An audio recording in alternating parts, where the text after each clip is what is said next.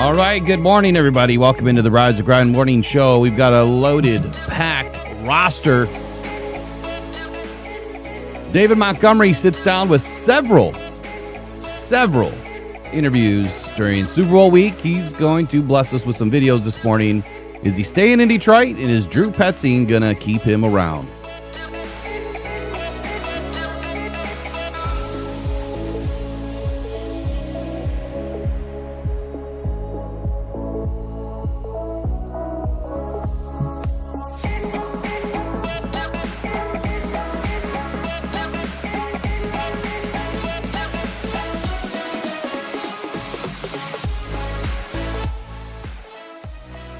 In NFL news, Quandre Diggs, NFL honors. Eric's got a few things for us there. Also, Cardinals make a move. Aaron Glenn brings somebody into his team. It's Super Bowl week. We're going to talk about the injury report. Three of the biggest keys to this game and this matchup.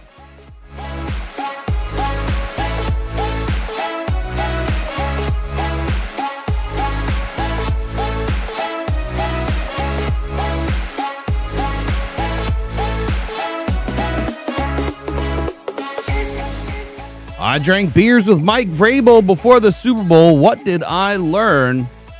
And Zach Kerr, how is this guy not on the radar of every NFL team? We're going to find out all this and more once we get rolling. Good morning.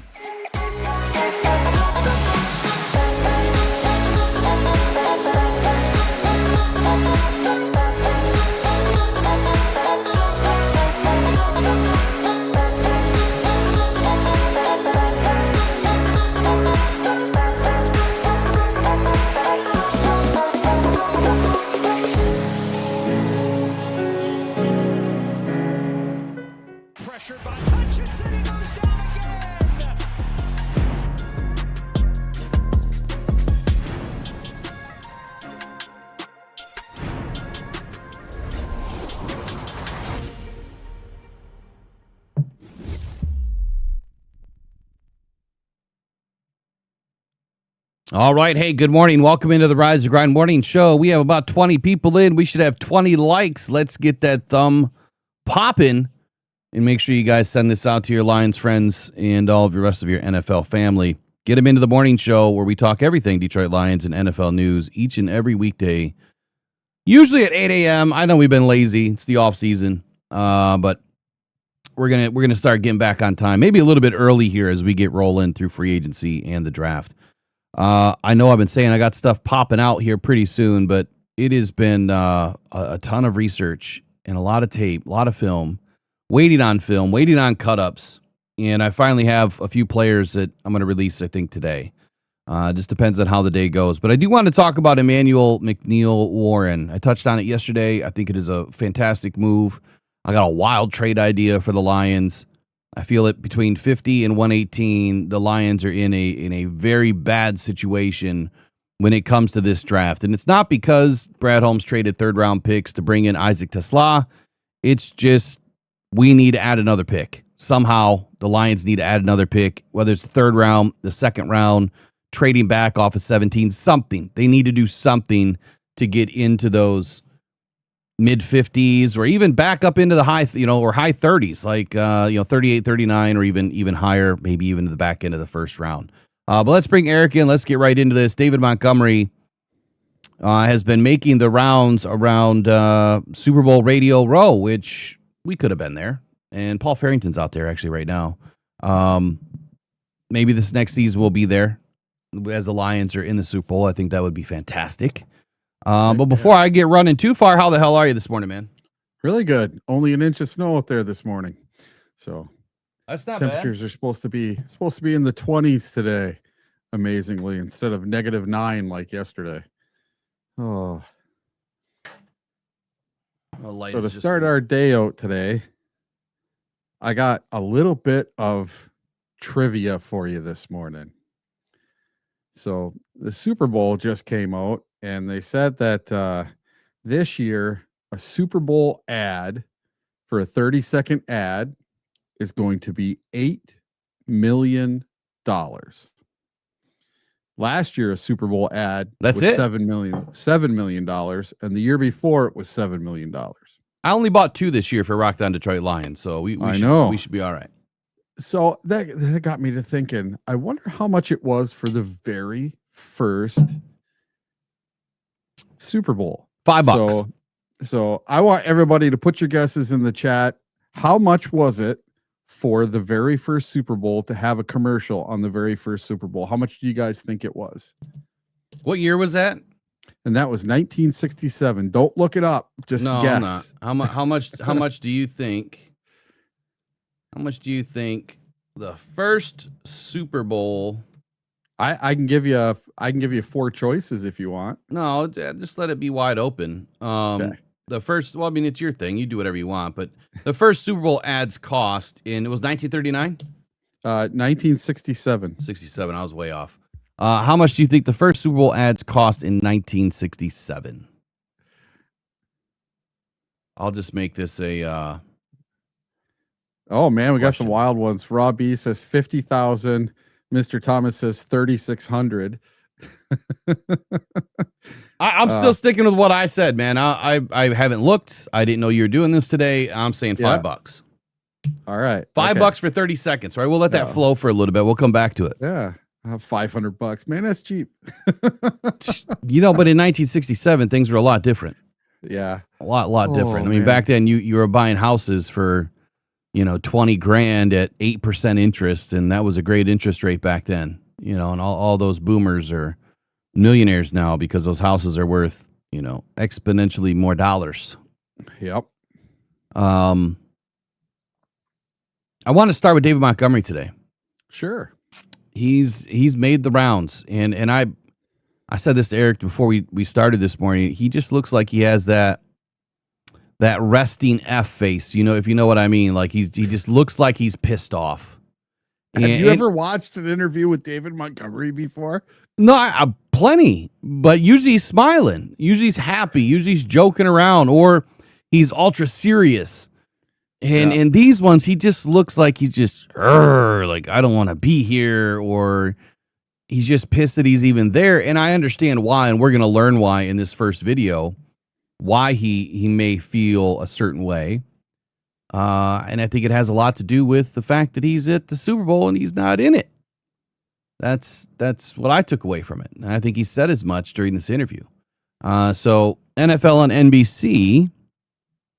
This is the happy hour with Matthew Berry. Fantasy football happy hour with Matthew Berry, David Montgomery. We'll go straight to video. Maybe not. Maybe not. Hold on. Eric, it was just there. What did you do? I gremlined it up. My goodness. It's still not there. It was just there.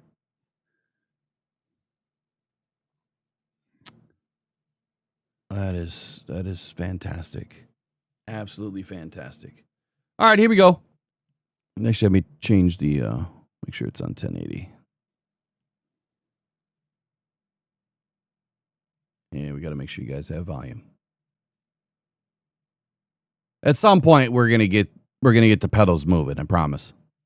All right, welcome back to the Fantasy Football Happy Hour desk. We are with Detroit Lions superstar, fantasy football royalty, running back David Montgomery, also an Eagle Scout. You're joining us on behalf of Scouting America, so we appreciate you taking some time. Here's my question for you. I'm going to start off with here. Is the NFC North the toughest division in football, and if so, why? I definitely would like to say so. I mean, look at the records. Right. Like all of our records accumulated as a whole grouping. I mean, I think the level of competition that we've played have kind of showcased that, but I definitely think it's the toughest. And I also hold a little spot for it, too, because I've always been over there in that area. Right. So, yeah, to me, yeah. I dig it. And with all that being said, obviously it's great players, great coaches in that division. You play for one of the best coaches in the league, and Dan Campbell, a tough physical guy, players, coach type of coach. What is it like just playing for a guy like that, knowing he done been in the same trenches as you? Yeah, I think it's really important to, follow someone who kind of did the same thing and kind of took the same path as any other player in the NFL as far as just playing. Yeah. But yeah, he cares about who you are and he wants the best for you. And being able to have somebody who believes in who you are, it makes you play for him at another different level. Right. Well, and one of the things about Coach Campbell, whether it was last year or previously under Ben Johnson, one of the things that's so important to a Dan Campbell team is running the football, right? It's one of the things that you guys, the Lions, have done really well for a number of years here. I think probably the best example of it was Week 3 against the Ravens. 151 yards for Dave Montgomery, 2 touchdowns. Went off on Monday Night Football, national audience. Talk to me a little bit about that game and how it relates to sort of the season in terms of what was clicking for you.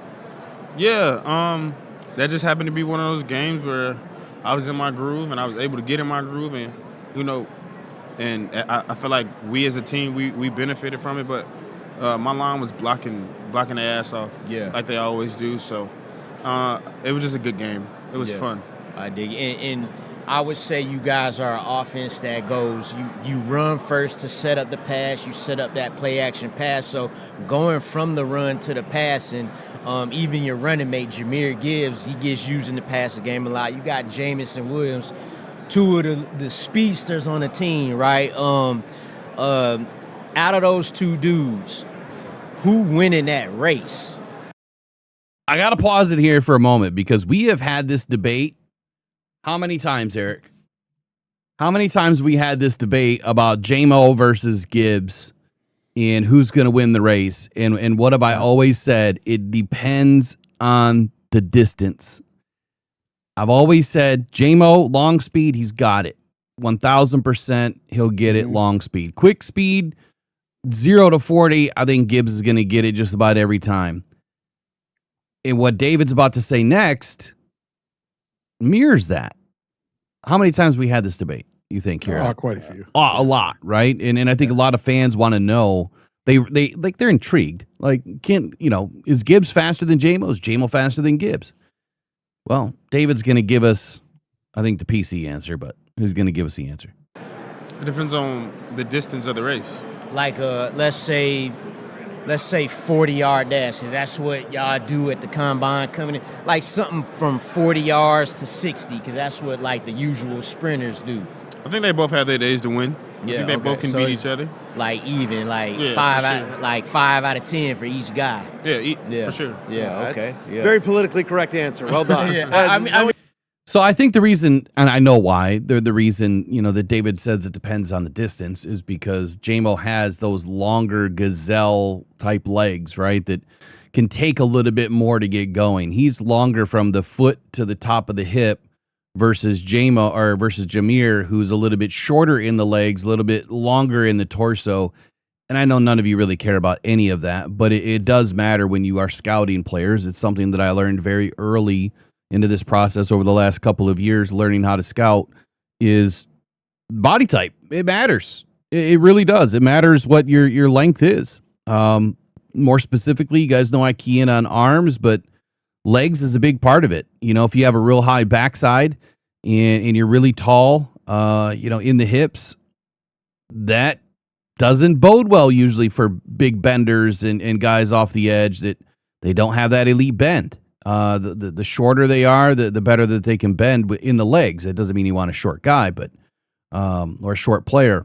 You get what I'm saying. But I see exactly why David went the route that he did here. Very different styles of running. 100 meters versus 40, totally different style of running. But anyway, we'll continue on with the video. He's getting in trouble in the locker room for that answer. He at least he can say that. That's good to have on the offense for sure. too. That's absolutely right. Hey, so the Lions made a change at the offense coordinator position. Drew Petzing is the new OC. Have you had a chance to talk with Coach Petzing yet? Yeah, I talked to him briefly. It's pretty evident that he knows exactly what has to happen, and he's prepared for the task at hand. So it'll be good to kind of see what he implements in our offense and how we can improve better than what we were last year. I don't know. I mean, you guys ran the ball really, really effectively last year. So for the past 3 years, there's no doubt there. Talk to me a little bit. I don't think people know this about, that phrase, oh, he's a Boy Scout. Oh, that guy's a Boy Scout gets thrown around a lot, but I don't think people realize that you actually are a Boy Scout. You're an Eagle Scout, in fact. Yeah. Talk to me a little about your relationship with Scouting America and what that means to you. Yeah, I've been blessed enough to have the opportunity to be the brand ambassador for Scouting America. So I think it's a full circle moment for me, just being able to be one of those guys who was a scout and who is a scout, who kind of embodies what it is to be a scout. And then being able to get to a place and be on a platform to where I can show like the importance of what it is scouting brings. And I think, me being the guy, being the player on the football team, a lot of people make excuses as to why you can't do it or you don't have time or you got sports. Well, I did all of it. So I'm a firm believer if you want something, you'll have it. You just got to go get it. All right, what's harder, becoming an Eagle Scout or running between the tackles in December in Lambeau? Definitely becoming an Eagle Scout. Yeah, for sure. I think the percentage of, don't quote me on this, but I know like the percentage of becoming an Eagle Scout is around the same percentage it is to getting in the NFL. I believe that. I believe that. We have a Super Bowl coming up on Sunday, obviously, with two teams that run the ball really effectively, right? Obviously, the Patriots with Ramondre and Travion, and then, of course, Ken Walker's had an unbelievable season with the Seahawks. I'm curious, David, how you see this game playing out, and specifically in the run game. I'll say this. I've said it the last year, and every time I don't care, honestly. I don't care less. I know. It's not the Lions aren't playing, so it doesn't matter. Yeah. Like, no, I love that those answer. two teams, but Sure. I hope they both lose. That's fair enough. It Do you might have be a prediction? Huh? Do you have a prediction, though? No, I don't. I don't even know what time the game is. Fair enough. Man, you know what, man? I admire that respect honesty. it. I respect. I got other stuff to do. I got a kid. Yes, sir. Yes, sir. Are you gonna? Will you watch the game? No. Okay. For what? Will you let your kid watch the game? My son only knows daddy. All right.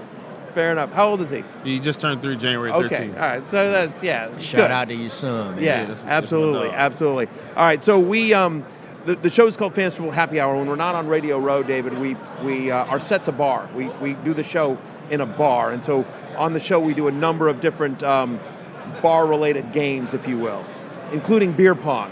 So I've never played beer pong a day in my life. Not at Iowa State. I never went out. But you knew that was I know it was a going thing. on. I just don't. What are the rules? It's very simple. You stand at the end and you try to get the ball. Usually, like a what free happens throw. is there's a number of cups on each side.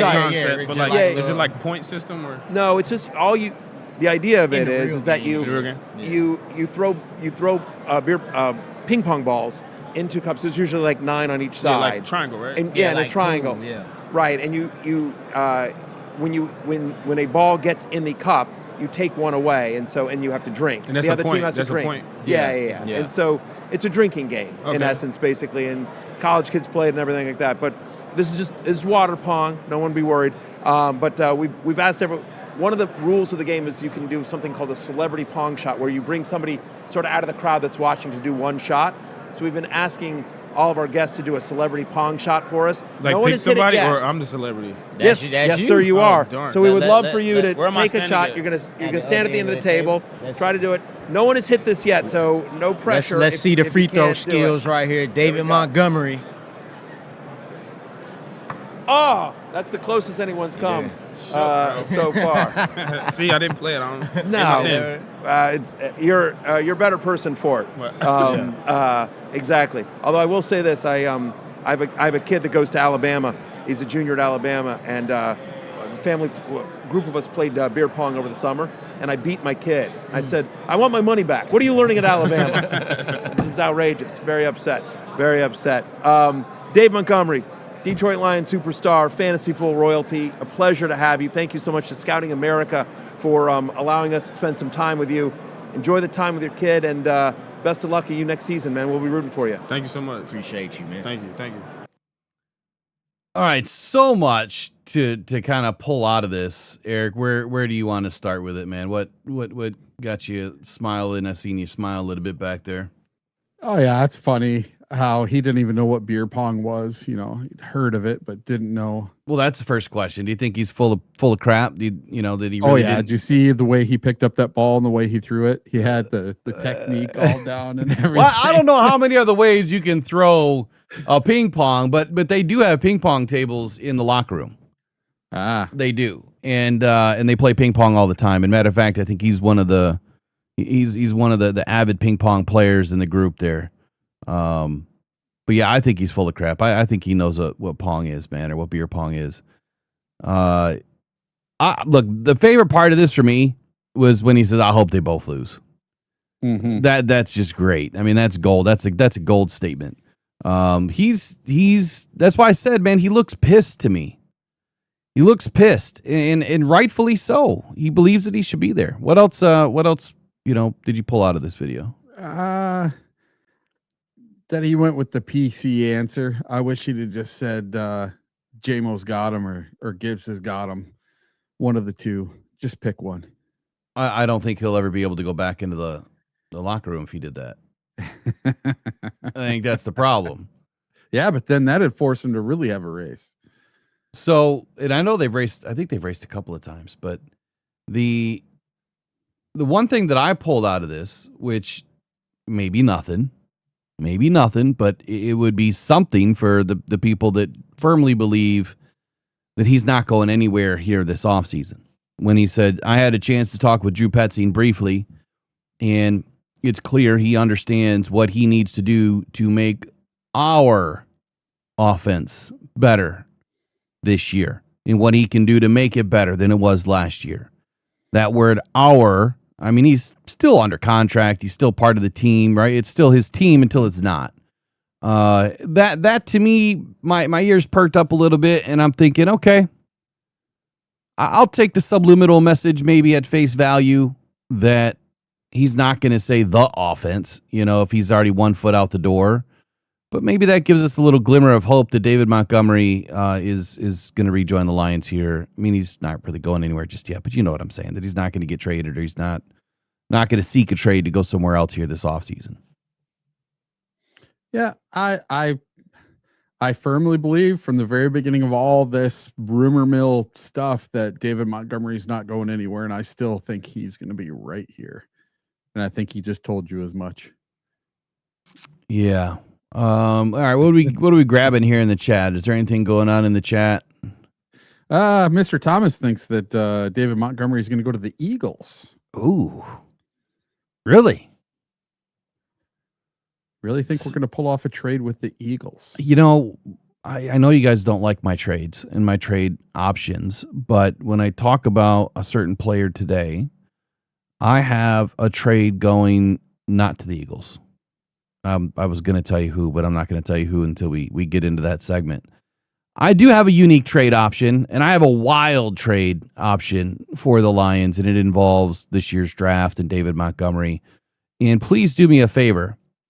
Take it as we're just having a conversation. That's it. This isn't, I don't want David Montgomery to leave just like you don't, but I'm not attached to anyone.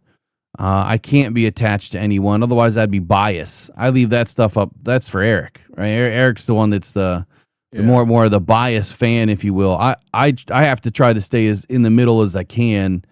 It's a fine line to walk because I think it tends to piss fans off more than anything. But you just have to remember that I'm trying to do both sides, right? I'm trying to be unbiased and give reviews. I'm trying to be unbiased when I do scouting work. I'm trying to be unbiased when I write articles. And at the same time, it's hard to not be a little bit biased towards certain players or your team. It's really difficult. I get it now. I think I understand a little bit more why maybe some media members are not Lions fans, if that makes sense. Valenti, isn't he a Jets fan? He's a Giants fan. Or a Giants fan, whatever, right? Yeah. Matt Derry, I don't think he's a Lions fan. Right? Cleveland. Who else? Originally. Now they're Lions fans. Well, Rico's not a Lions fan either, right? He's a 49er fan. There you go. He's still a 49er fan. So, I mean, there's a lot of people that cover the Lions that are not Lions fans. And that may be by design. It may just be This is where they landed to get a job.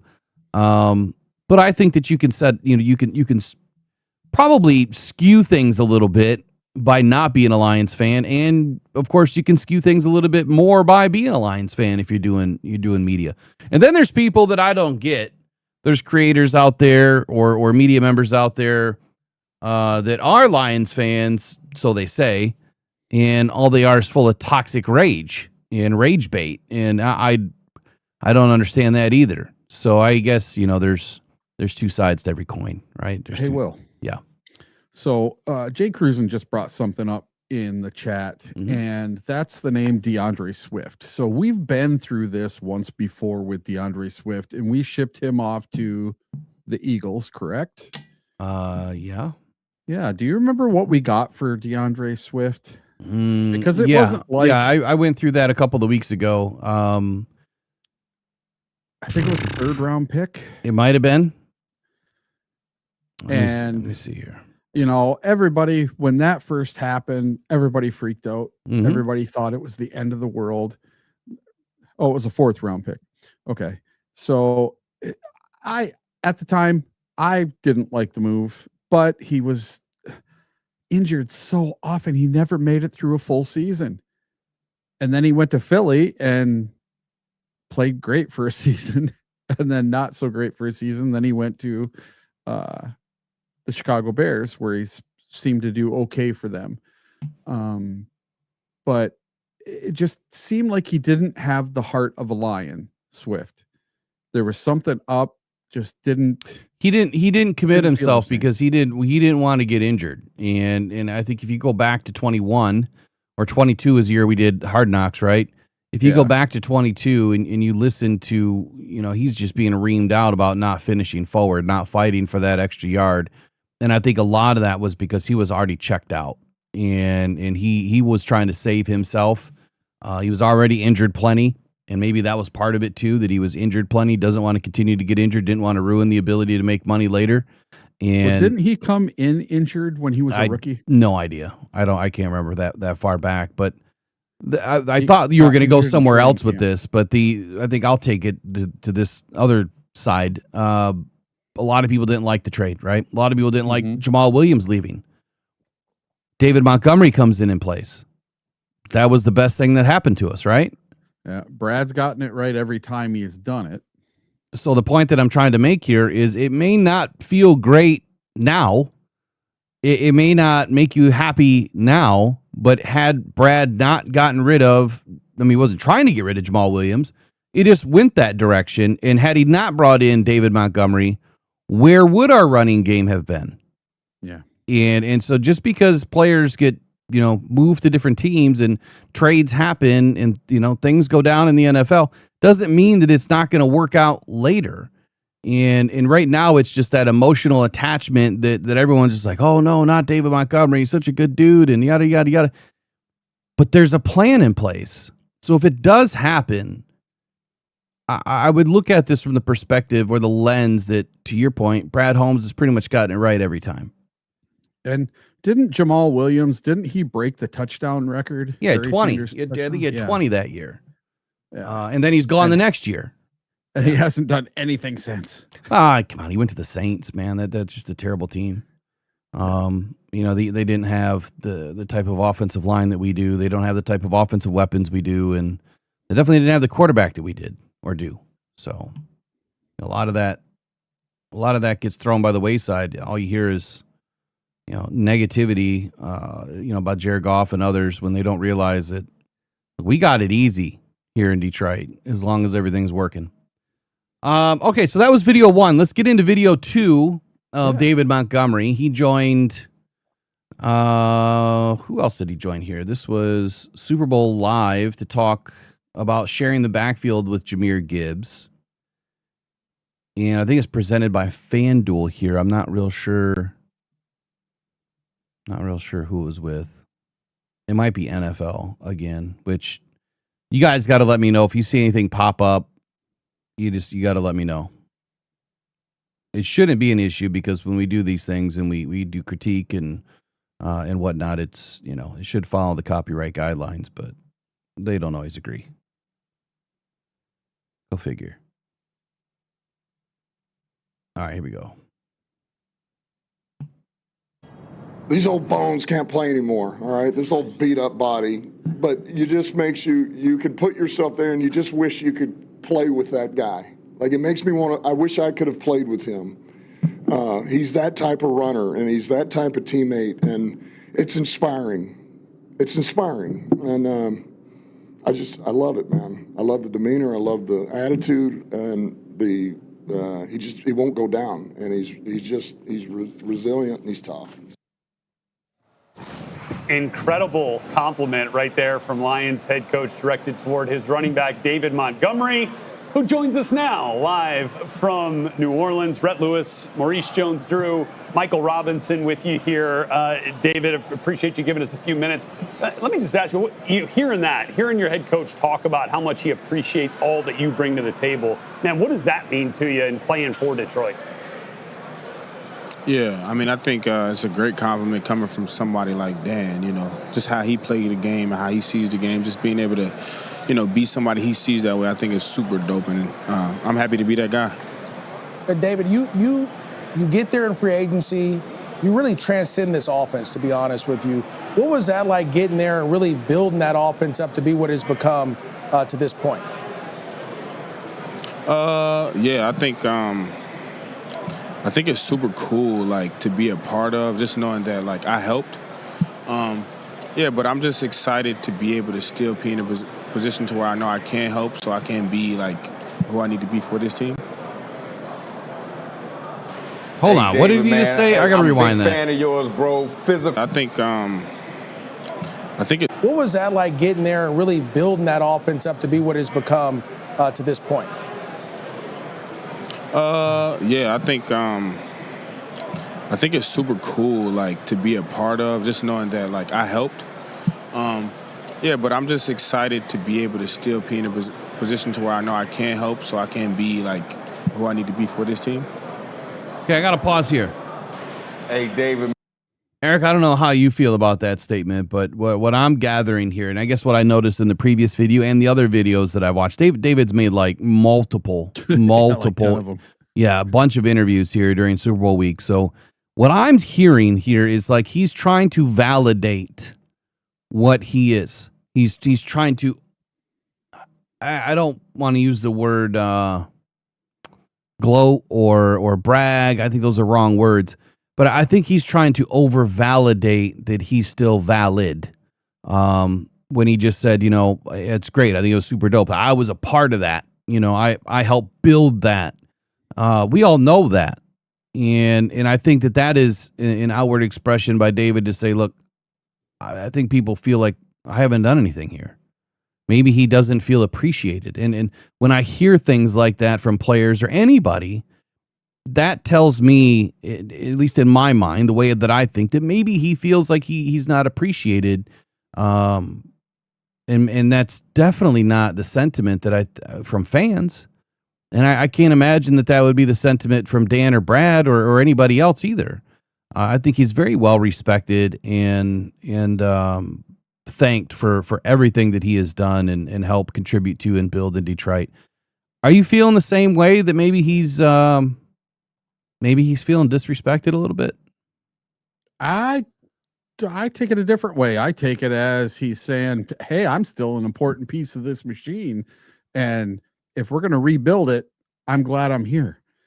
So I'd really love to know from Joseph Gracia what his feelings are on his body language, because I guess he studies that kind of stuff. And I'd love to know his take on what he thinks one way or another. So psychology is it's a passion of mine that, in going back 25 years of my life when I first started in running bigger corporations, I had to learn psychology. I had to learn people, and I had to learn customers, right? I had to learn buyers and their signals that they give off. And so studying psychology it's important. I think everybody should know a little bit about it, not just for your own psyche, but how to deal with people, how to understand people. And I pick up on these things. I feel like he feels disrespected. I see what you're saying. I think he's also saying that he's still valid. I think I kind of said that too, that he's still available and probably still wants to be a part of this. But I'm getting the feeling he feels disrespected. Man, I'm a big fan of yours, bro. Physical runner, man. Love how you running between the tackles, man. All of that, man. Just talk about being in the backfield and having your backfield mate in Jahmyr Gibbs, man, sharing the backfield with him. That 1-2 punch, man, because I think you're probably the best duo of running backs in the National Football League. Just talk about that relationship, man. Nah, for sure. Definitely the best running back duo in the league. But me and Jahmyr, that's my dog. You got to be in a position, in a mental headspace to be selfless enough to be appreciative of somebody else's success. I think a lot of people forget that, we all competitors and we all want to play ball. We all want to beat a guy, but sometimes you got to be selfless for the greater good of the team. So being able to be teamed up with somebody of Jahmyr's magnitude and to be able to do it with him and do it together, I think it's super special. And when it's all said and done, we and him done playing together, we'll be the best running back duo to ever play together. Yeah, and look, it feels like both of you. He's already forecast. He's forecasting. Yeah. Did you get that? Yeah. When we're done playing together. Yeah. I like that. We might go down as the best running back duo to ever play the game. Okay. I get that part too. But when he says when we're done playing together, so does that mean in a couple more seasons? Does that mean that we already are the best? I mean, he feels like they're the best. I would say that they're the best duo. If they were to be done right now, they wouldn't go down as the best duo ever. I think they could. I think they absolutely could. And I think if they win a Super Bowl, they absolutely would. They got to put another season or two together before they can claim that spot. Maybe we need to go and look at some of the better duos in league history. And I would say we can't go too far back because the league has changed quite a bit offensively. Yeah, it's so much different. Maybe even from 20 years ago to now. I would say that's the cap. We'd have to go 20 years and up and look at, what were the best running back duos. That would be a great research project for the fans in the chat. Start pumping some names out there. Who are the best running back duos from 2005 to now? Yeah, the last 20 seasons. Who are the best running back duos? So how are we judging it? By overall yardage between the two? I think that you have to look at overall stats. And I think there's a lot of things you need to take into consideration. One, I think you need to take in consideration who's the lead back, how did they perform? The secondary back, how did they perform? So their stats, right? You got to stack it. You also have to look at the passing offense. How was it utilized? Were they more of a running team? Were they more of a passing team? Were they a balanced team? The Lions try to be balanced. I think they're more 60-40. They would rather run the ball than pass the ball. And when they pass the ball, they want to be explosive. So you have to take all that into consideration. And then how many seasons? Because these two have been together for 3 full seasons now. And right? I think that's the only thing you can evaluate. You have to look at those first 3 seasons together. How did they perform? And even knowing that the Lions haven't won a Super Bowl yet, and these two haven't won a Super Bowl yet, I don't know that that's really a factor in this. I think that we just need to look at the overall stat picture and then what did they do for their team? Because you could have a bunch of stats and no touchdowns. Yeah, right. You could have a bunch of stats and done nothing for your team. You could look at yardage and touchdowns. So I would say yards per carry, yardage, touchdowns, percentage of offense. I think you have to look at the whole picture. We'll come back to that maybe next week when we get some time. Let's continue on with David here. You have benefited, right? I mean, you've had 6 seasons of your NFL career where you've been over 1,000 yards from scrimmage every year, including these last 2 in Detroit. Big piece of that offense. Now, though, Ben Johnson leaves to go to Chicago. John Morton comes in as your offensive coordinator. What gives you confidence that you guys can maintain this high level of offensive success amidst all the turnover? Yeah, I haven't met him personally yet, but I hear all good things from him. I know his additional help. I've heard a lot of good things from him. Coach Campbell and Brad do a great job of, putting guys in around us and in our culture so that we all can benefit. And, I know he doesn't make those he don't make mistakes like that. He's very, very, very, very into like who he decides to bring in the building. So I'm excited for it. I mean, I wish we was playing today, but we not. So. Speaking of playing today, you guys have done a great job of really going through a ton of adversity over the last couple of years. What was it like dealing with all the injuries and still going out there and competing? And then talk about Jared Goff and what he was able to do as you both led this team to the playoffs again. I couldn't hear. Can you say it again? I was saying that you guys dealt with a ton of adversity this year with all the injuries and still found a way to be successful. You come back along with Jared Goff. What was that like throughout this season, and how can that prepare you guys going forward? Oh, yeah.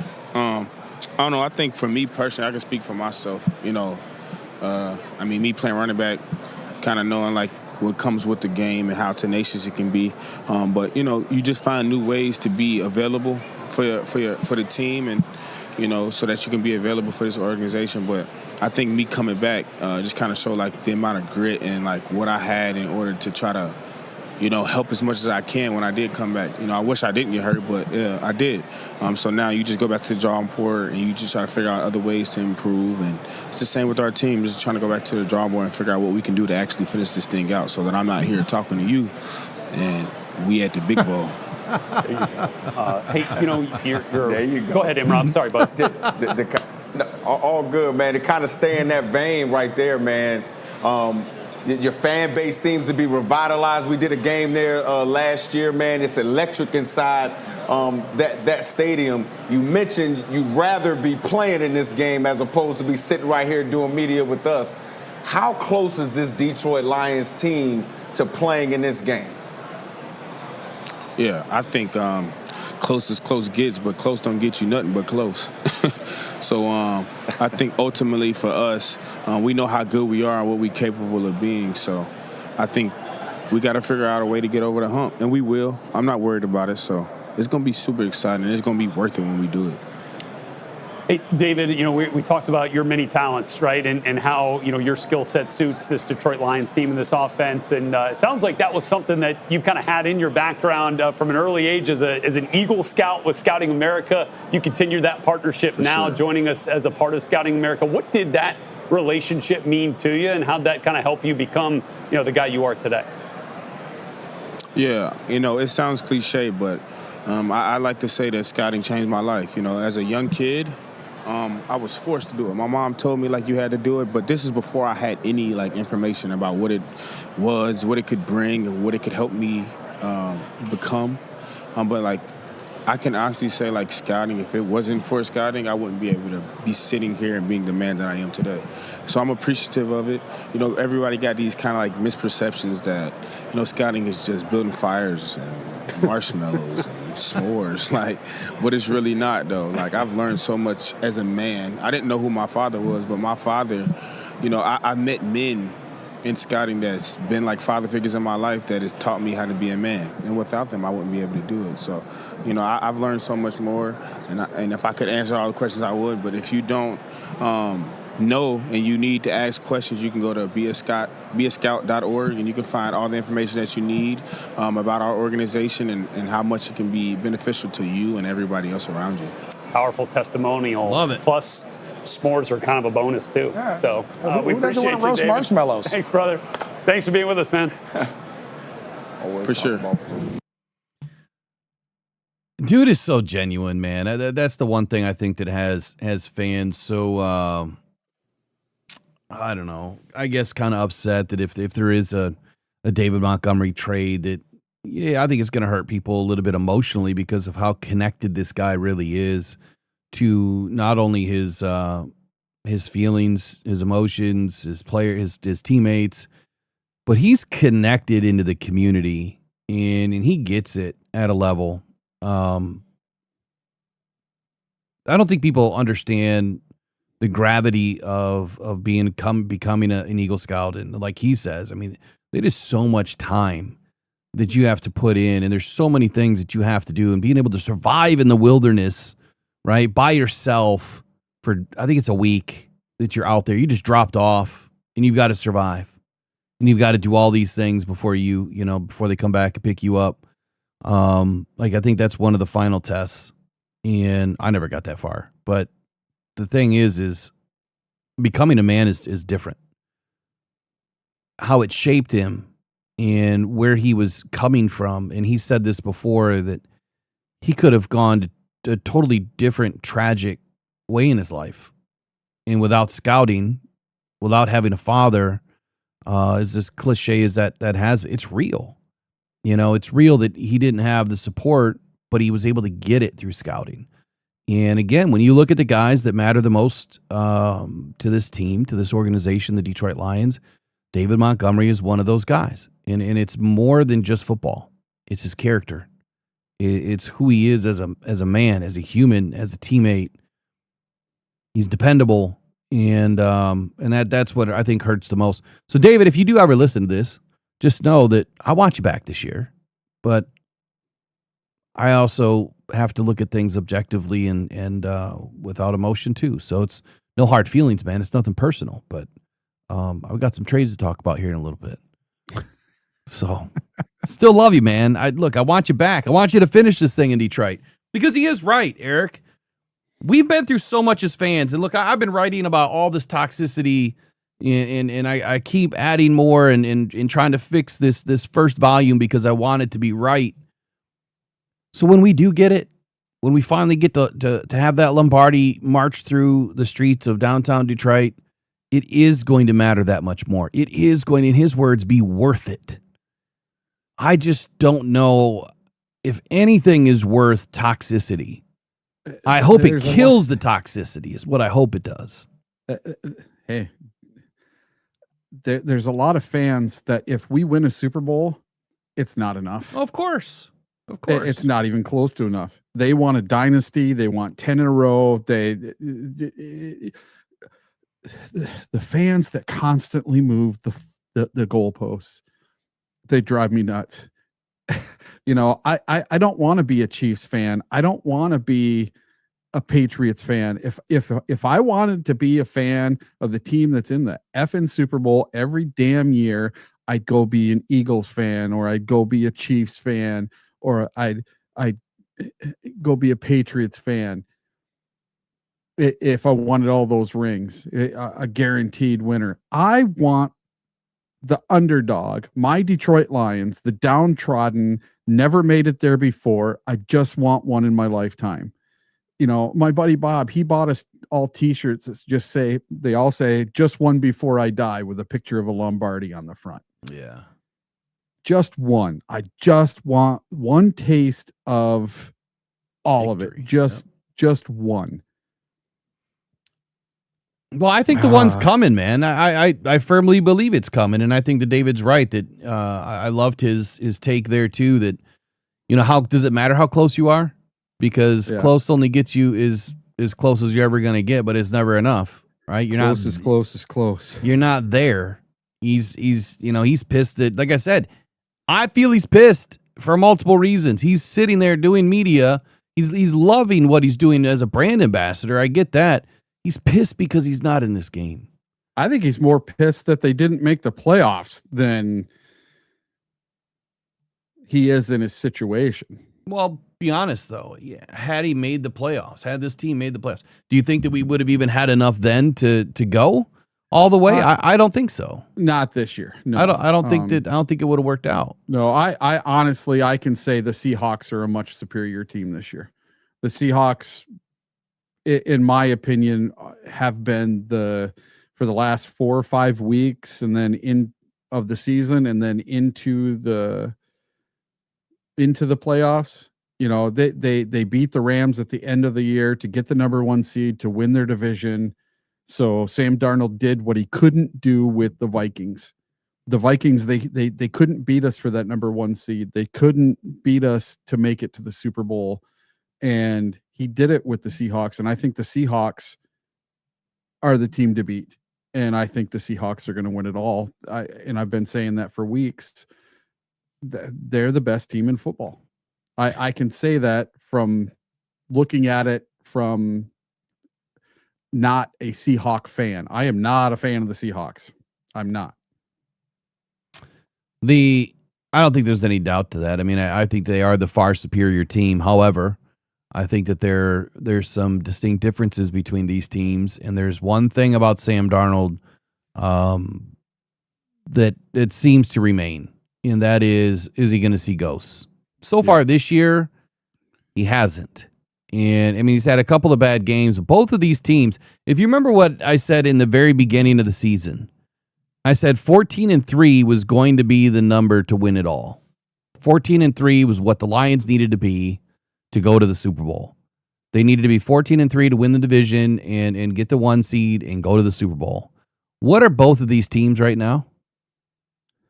14-3. Yep. And that's the number, in my opinion. And you know what? It's going to be that for me again this year. I know the other day when we were kind of just rolling through, I think I was at 15-2 and you were at what, 13-4? 13-4, yeah. Yeah, I'll probably be right back at 14-3 again this year. Man. I do gotta. She's gonna kill me for doing this, but I do got to give a shout out to Megan this morning. Being a breast cancer warrior, 9 months before my diagnosis, having us both go through cancer at the same time was extremely difficult. And she did something the other day. She came to me yesterday and she handed me this book that she wrote. I had no idea that she's been writing a book. I know it's not ready to go out yet. I've got to read it. She wants it proofed before it goes out, but it's a comprehensive guide through diagnosis, treatment, and survivorship.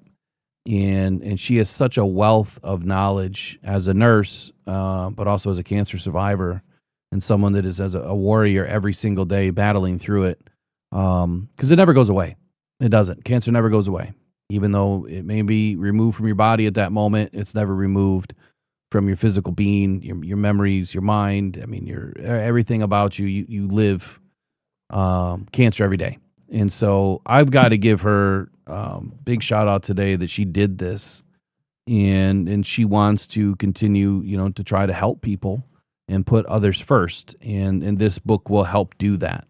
So when it is available, I would love for all of you, if you could help us, help her, support her, and then purchase this book and maybe give it to somebody that needs it, right? Someone that is either going through it or has gone through it, but going through it is the most important key, because there's a lot of things you don't know. And there's a lot of things doctors don't tell you. And this is a good way to get the knowledge before you make the decision to go under the knife. So big shout out to her, man. This is really good work. So That's awesome. It takes a lot of guts to write a book. Yeah. And I've been asked to write a book for years now because of my whole YOOPERLITES thing. You should, man. And my whole journey. But like, it's such a mental block to take that first step. And it's very hard to overcome. So congrats to her for actually doing it. Well, she beat me. I didn't even know she was doing it.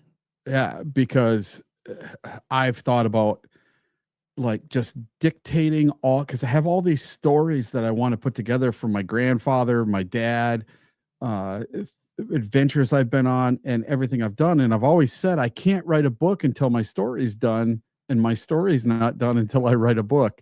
So it's kind of like this never ending loop. And man, good on her. Congratulations. And that's awesome. That takes a lot of guts to put yourself out there to write a book. It really does. To anybody that's never done it and you've been asked to do it, and like in a serious way to write something and put yourself out there and put your stories down. It's one thing to tell your stories. It's another to put it on paper, where not the fact that it doesn't change, but you don't get the inflection in your voice. You don't get the excitement of how you're talking. So you have to put it on paper a certain way so that your reader understands it in the way you would say it. Yeah. And hang out after the show today. I'll tell you something that I learned. I've been writing mine. I told you guys almost 7-8 months ago now that I started writing. I have 3 or 4 different books that I want to do. One is going to be about my Lions journey. But others is personal, and it'll be ghostwritten because I don't really need people knowing everything about me, but it'll be ghostwritten. So,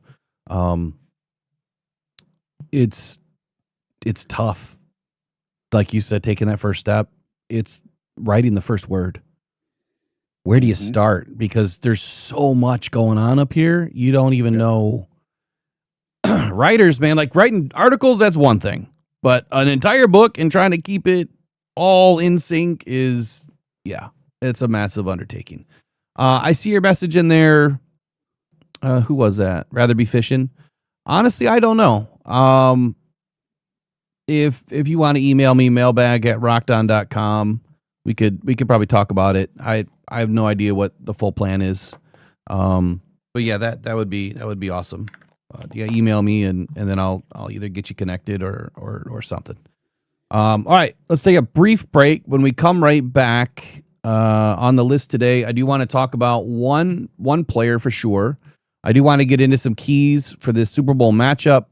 And I want to talk about a coach that for some reason did not get any opportunities, and what he did and how he stepped into the fire for his team and for his teammate, his co-coach, because of something that he was going through, cancer. And how he's brought this team all the way to the Super Bowl. It's pretty great story.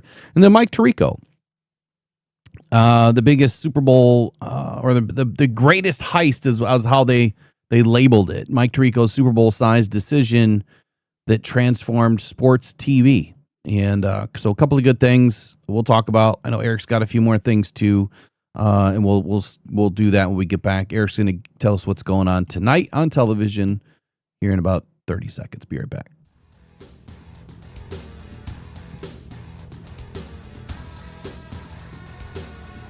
Throwing middle, caught inside the 5. Jahmyr Gibbs to the end zone. Touchdown, Detroit Lions.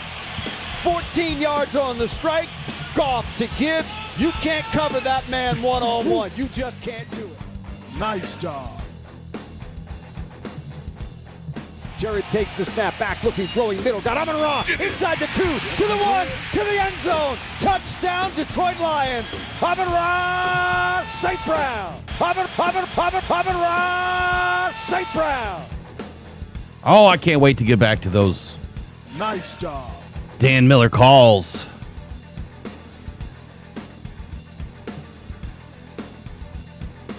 All right, up next. What's happening tonight? Back. Pressure comes. He's hit. Slips out of it. Rolling to his right. Now he's going down. Brian Branch got him. Sack for the Lions. Who almost came back? Snap taken by Mariota. Wants to throw it. Gonna get hit. Gonna get sacked. Take it down. Brian Branch got him second time today.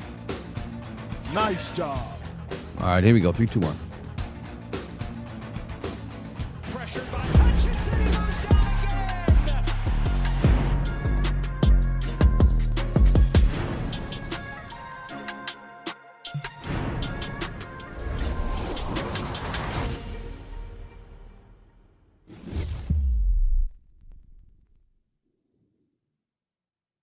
All right, I just saw a message in the chat. Someone found out how much the cost was for a Super Bowl ad in 1967. Eric, let's finish this question. How much was it? The cheapest ad in 1967 was $37,500. And the more expensive option was $42,500. So $37,500 was the cheapest Super Bowl ad ever for a 60-second Super Bowl ad. That is nuts. Yes. And Robbie, yes, I've looked into everybody. I have a list of 100 names, 100 players. I got tons of emails that I still have to respond to, but I've got a laundry. I mean, dude, I've got stacks and stacks and stacks of paper of written notes and scouting reports, and I've got to put it all together. I'm doing something a little bit different this year. Last year, I just kind of did one by one. This year, I'm trying to get everything done as much as I can for positional groups, and then I'm going to try to release things in waves. If I had all the time in the world, I would have started this back in December, but it's kind of hard to maintain everything and do draft work like that. That's why the people that cover the draft, people that do scouting, and they do content for that, that is the only thing they do because it takes that much time.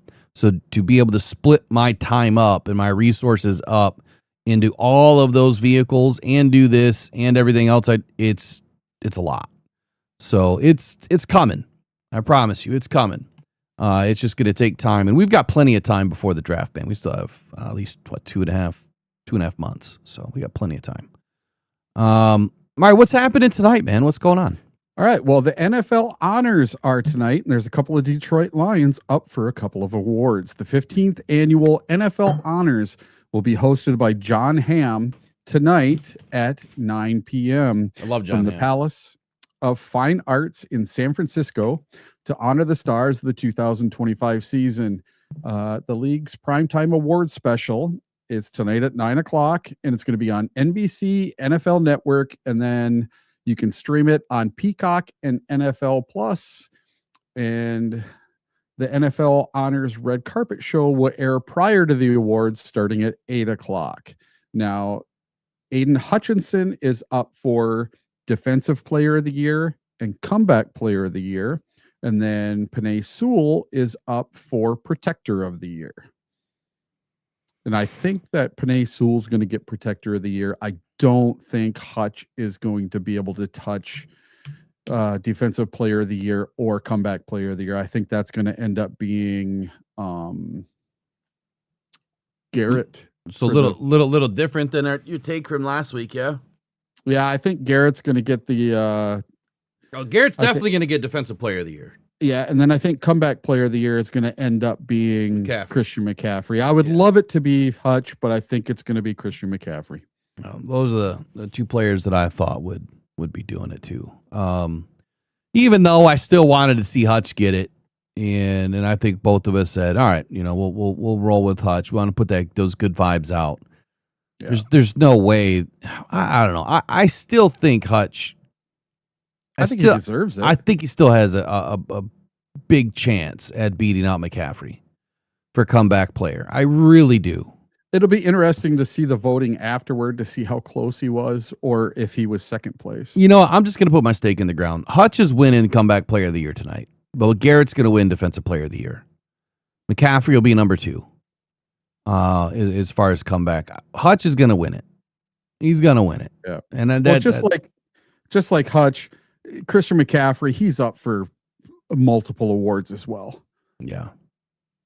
Good stuff. And then Quandre Diggs. Unique story. What happened with this dude? Well, so it came out, he was doing a interview yesterday, and he got to talking about some of his former teams at the Super Bowl. So after 4+ seasons with the Detroit Lions, Quandre Diggs was one of the victims of the Matt Patricia era in Detroit. And he sent him packing after a midseason trade to Seattle in 2019. He earned a Pro Bowl nod in each of his first 3 seasons as a Seahawk. And then last year, Diggs signed with the Tennessee, actually it was in 2024, he signed with the Tennessee Titans. And as that organization embraced a youth movement, he was waived in the middle of this season. He landed back with the Seahawks on their practice squad, which of course means he remained with the Seahawks, and he's there now for the Super Bowl. But David Burkett of the Free Press caught up with Diggs on Super Bowl opening Monday night, and Burkett asked him about a little hindsight with the Detroit Lions. And this is what he had to say. He said, "Those fans, the organization, I love them. I've been there numerous times to play, and it's been nothing but love. Nothing but the crowd still cheering for me and enjoying who I am as a person. So I'm forever thankful. I'm forever thankful for the opportunity that I had to go there, and it'll be a place that I always have a special place in my heart for. And I'm sure guys will see me at games when I retire." So there you go. And then Quandre Diggs was asked another question. And Burkett brought up to Diggs how some Lions fans have liked the idea of him coming back to Detroit as his career winds down. And he said, well, I had the chance this year, just didn't work out that way, Diggs said. And then Burkett asked Diggs to elaborate on it. He said, I mean, I was here. It was just an opportunity that I couldn't pass up to be back here and enjoy these moments. By here, Diggs is referring back to Seattle. He was signed to their practice squad on November 26th, and Burkett revealed the Lions tried to poach Diggs as they dealt with injuries in their secondary. It's any practice squad's player right to reject the opportunity to go on to another team's 53-man roster, and apparently he did. So that tells me Brad Holmes was trying his butt off to get players in that were injured this last season or because of injuries. He was trying to get some safety help, and he tried to get Quandre Diggs to come back off of Seattle's practice squad, and he just couldn't steal him. So to all these people that say, oh, Brad didn't do nothing, Brad didn't try to bring anyone in, Brad was trying.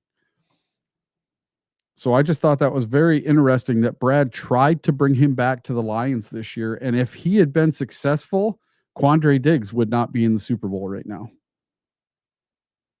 Yeah, that's nuts.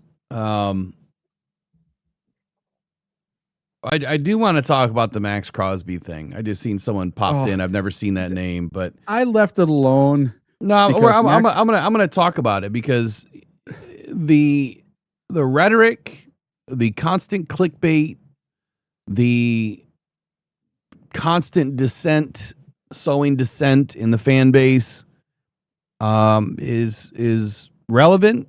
It's happening, and it's irresponsible. The same. I got to be careful with my choice of words today because it angers me.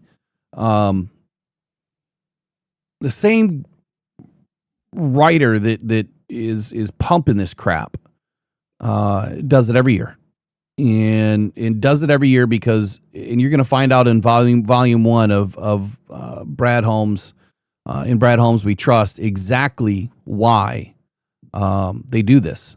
And matter of fact, here, let me do this.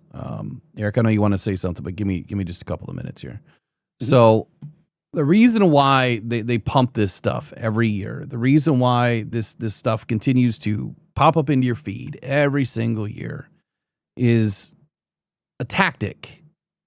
That's all it is. It's a tactic. It is not journalism. It is not factual. It is a tactic, and it's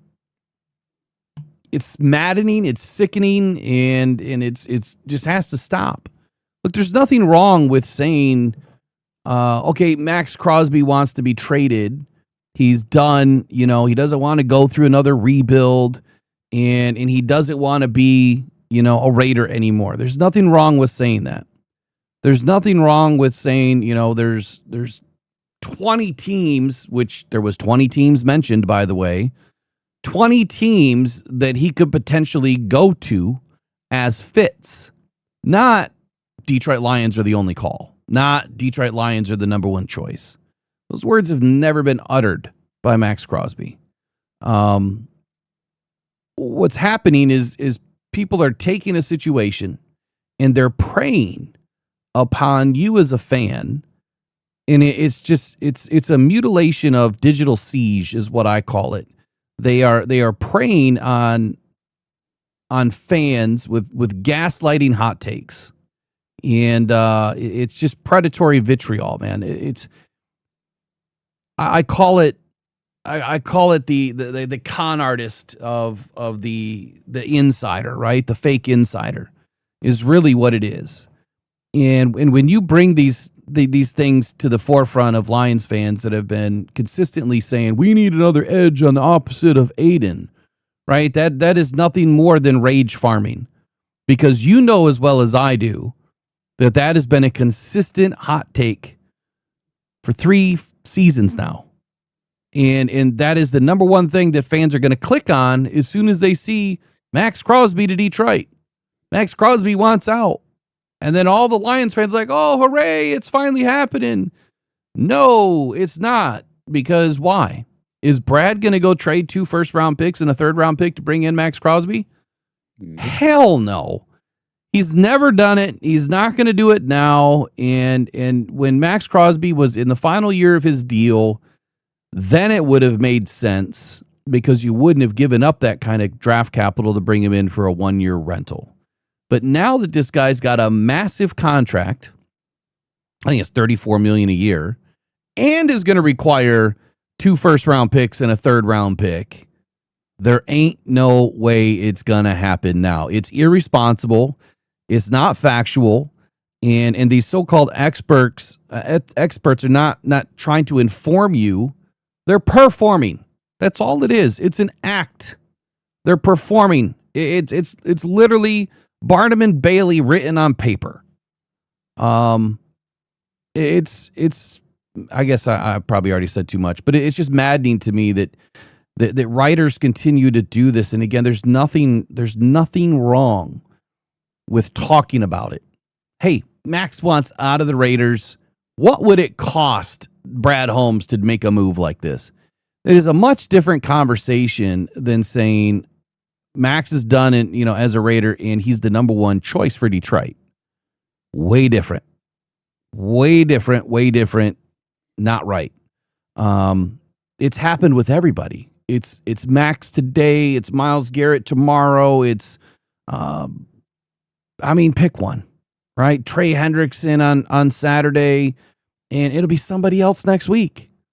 It's the same old thing because it's now the off season and they need to find crap to write about. If you go and listen to Jay Glazer, which, maybe I can go find it. Let's listen to what Jay Glazer said. Yeah. So you'll see when I drop volume 1 what I'm talking about. There's words that are escaping me right now that I've written about this exact thing. But so they're preying on you.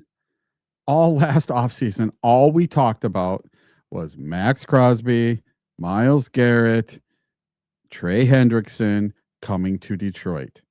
And MSN put out this thing the other day and had these 2 sentences.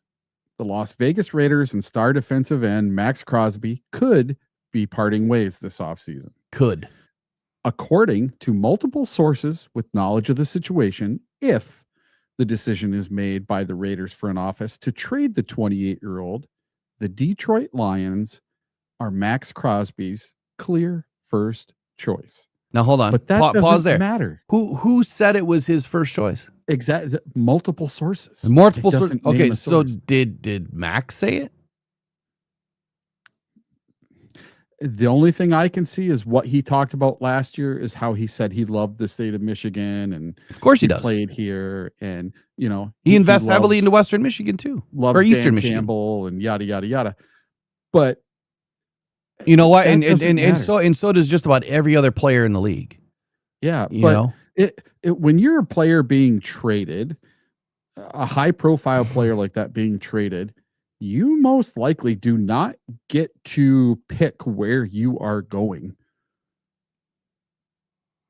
Unless you have a no trade clause, right? And then I don't know if he does. I don't know if he does either, but I think it's irresponsible for this type of stuff to be printed every single year.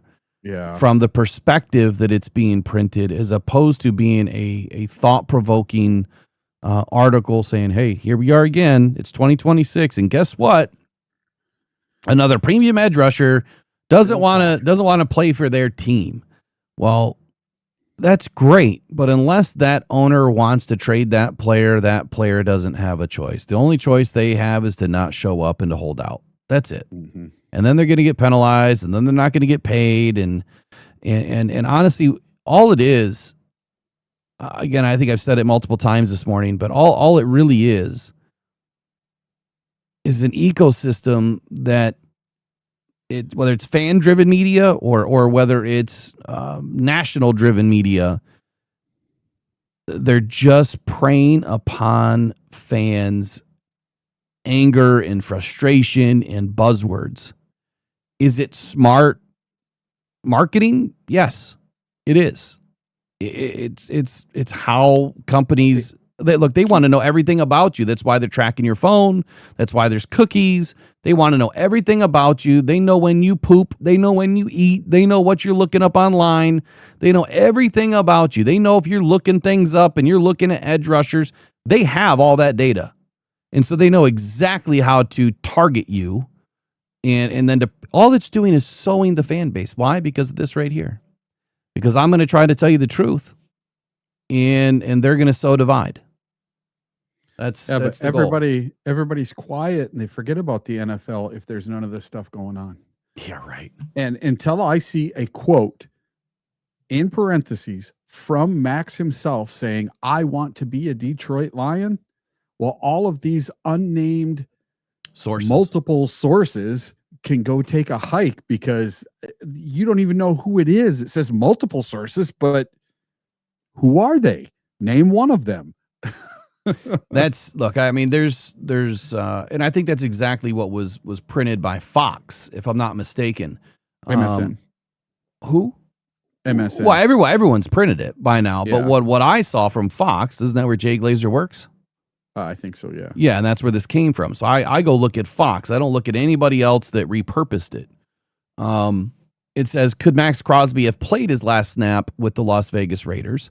Fox Sports NFL insider Jay Glazer believes so. In an appearance on Yahoo Sports Daily, Glazer replied, quote, I do. When asked if he thought that Crosby's time with the Raiders was finished, Glazer added that there are a, quote, ton, end quote, of teams that make sense as a potential landing spot for the all-pro edge rusher. Quote, probably more than Micah Parsons, end quote. He added that when he was asked what it would take to land Max Crosby. And if any of you think right now that the Packers are in a great position, I'm going to say exactly what Amon-Ra said. You don't know football. Because no first round picks and underwater on the cap. Well, exactly. No first round pick this year, no first round pick next year. A player that's coming back from injury who's not 30 years old like Max Crosby, and then you have no cap space. Yeah, and the Vikings and the Packers are worse off than we are with cap space. So Glazer's basis for his belief, this is Fox that is writing this, right? His basis for his belief that Crosby has played his final snap with the Raiders dates back to when Las Vegas prevented him from playing in its last 2 regular season games and placed him on injured reserve with a meniscus injury. The Raiders told Crosby that they wanted him to sit out the final 2 games of the regular season, a decision that the 5-time Pro Bowler vehemently disagreed with, quote, vehemently disagreed with, and caused him to leave the building. Now, did they give him a meniscus injury as a designation to ward other teams off from trying to hunt him down? Teams do this crap all the time. Now, they're not supposed to put a fake injury on an injury report, but if you think it doesn't happen, it happens. And I'm not saying it did. I'm just saying it has. But Jay Glazer, again, the quote is teams that make sense, not teams that Crosby wants to go to. Huge difference. So someone picks up on this, and then they go and twist it all up, and they turn it into rage bait. That's what it is. Rage bait. It's the old telephone game. Let's just hear what Jay Glazer had to say, and let's see what we get out of it. Maybe we're right. Maybe we're wrong. We'll find out. There's a couple guys.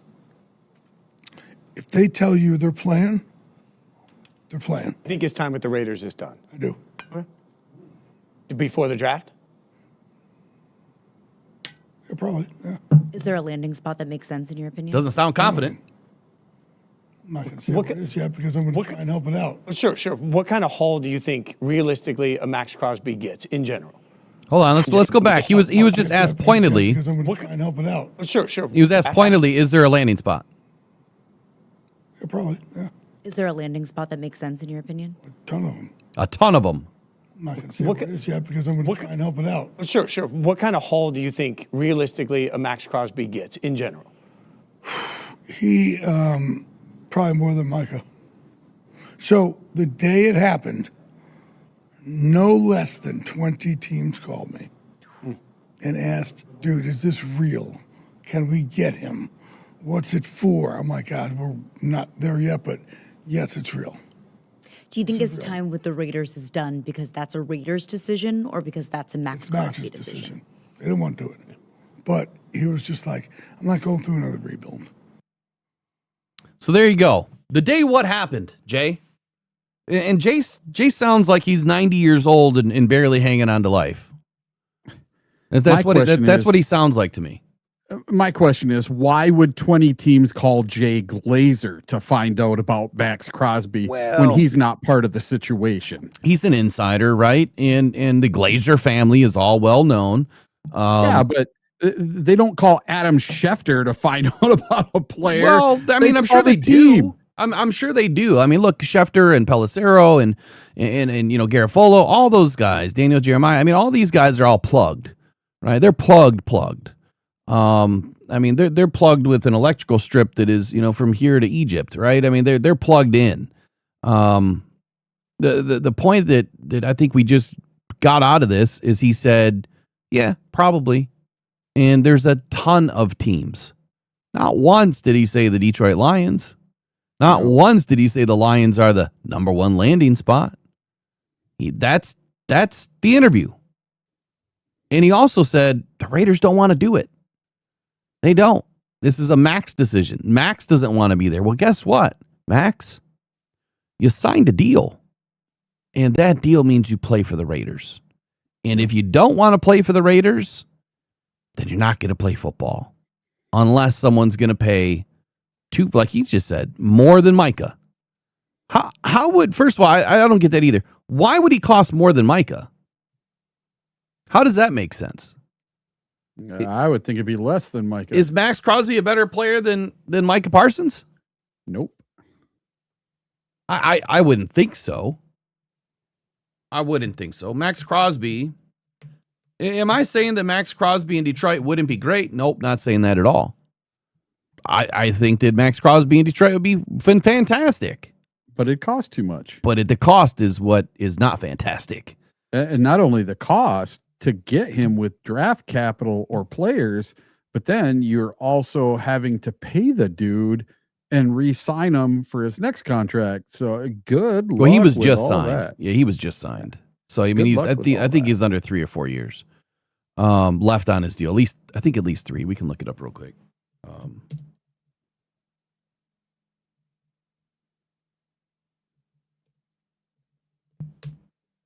Yeah, but you are right. Nowhere in there did you hear the words Detroit Lions in Not that once. at all. And so where I would go with this next is the rage baiters that are farming this. Those are the people that I stop listening to, Matt. Those are the people that I turn off. Those are the people that I don't read or listen to at all, period. I got hip to that a couple of years ago, and I called a couple of them out, and that is why I became public enemy number 1 in this space, because I called them out. And I said, look, you continue to pump this BS. You continue to pump these things that aren't verified. And all you're doing is creating issues for a fan base that is already fragile. And that's exactly what they're doing. They know that Lions fans' mental capacity or mental state of mind is fragile to a degree. I'm not saying all of you guys in the chat are soft or fragile. It's not what I'm saying. It is the thought process that goes into, oh, the Lions are going to get Max Crosby, and what that does to you as a fan, right? Because then you think it's happening, or you think it's going to fix everything because, other uneducated people that talk about football are just pumping this stuff too because they can't break down scheme. They don't know how to, break down tape. Instead, they attack Brad Holmes and then they pump clickbait. That's what they do. If they could actually have a real conversation and break some things down, it might be different. Maybe then they would understand. Yeah, that doesn't make any sense. That would, no way that would make any sense. And I don't understand the fanatical reasoning behind needing another edge rusher of, let's say, Aiden Hutchinson's quality. Didn't we just not prove that you could pay a guy $2 million or less and get the same stats, the same play? I mean, they just did it with AQM. And you know what? That's not going to happen every year. That was one of those Kirby years. It's exactly what it was. It was a Kirby year. Maybe that's a new nickname for us when a player has a really good year. It's a Kirby year. Here's Max Crosby's deal in 2025. A $38 million cap hit. 2026, $35 million cap hit. 2027, $30 million cap hit. 2028, $28 million cap hit. 2029, $28 million cap hit. Your only potential out is in 2028. You'd have 3 years, $93.9 million in zero dead cap paid to Max Crosby. I don't get it, Eric. I don't know where we come up with this magical money. Well, we can't look. We can't even pay the guys that we have now. Yeah, we got to figure out a way to pay them. Like, we're upside down in cap, and I get it. You could restructure 2 or 3 players. I've done it. You could make $140 million appear on February 19th if you wanted to. All right, you could do it. It doesn't mean it's going to happen, and that also doesn't mean that money would be able to stretch that far the next year or the year after that, or at some point when all these contracts converge. What's going to happen? Is Dan and Brad going to leave in 2028 or 2029? I forget the year that they're signed through. And then they're just going to leave us in a $400 million upside down cap space hit. I mean, you don't want that, right? I don't either. I was going to try to manage this contract. I'm not even going to do it because it's not happening. I'm not going to waste any more time on it. Let's move on. Yeah, good job by whoever just mentioned that name in the chat. It was a guy, he got in, mentioned it, and then got out. So yeah, they're all pissed off because it's somebody from another team. Oh, was it really? Yeah, no, I thought he was promoting himself as a Lions fan. It wasn't even one of our regulars. He just popped in and popped out. Got us talking about it. Oh, maybe it's the person that wrote the article. They rage baited us. Joe Gracia, how bad is the cap now? Oh, dude, you haven't paid attention, have you? And I mean that in the nicest way possible. Yeah, we did a cap show. I did a cap show the other day, and that would be a good one to take a look at. But right now we are somewhere between $7 and $12 million upside down to start the new league year, and then the new league year is also going to include about a 9 to a 10% bump. Just go 10% for round numbers. Just call it $30 million for round numbers. Yeah, it's going up to about 301 to 305. So let's just say it's $300 million. Let's just call it $30 million, and you're upside down 12. Well, then that means the Lions have what? A positive $18 million to start the year, and then they have about a $20 million rollover. So now they're sitting at about $38 million. And where the Lions are picking at pick 17, if they were to pick in every single round and not move up and not get rid of any picks, it's going to cost them about $15 million to sign their rookies. So if you have 38 million less 15, now how much do we have? 23. Yeah. Brad likes to run through every season. If you look when he's had money available, he likes to sit with about a $25 million kitty. And that is so he can make some moves at the trade deadline if needed. The problem is $23 million left over is not going to sign Jahmyr Gibbs, Jack Campbell, Sam Laporta, or any of the other players that we need to bring in free agency. We have to remember that too. We only have so many draft picks, and we need at least four or five free agents, I think, this year to fill out the roster of players that can actually play, if that makes sense.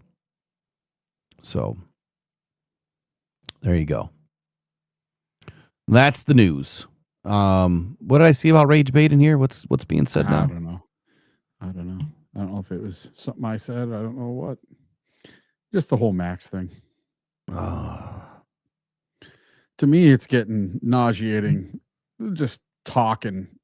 It makes me want to puke all over the place. Talking about these same 3 edge rushers every single offseason.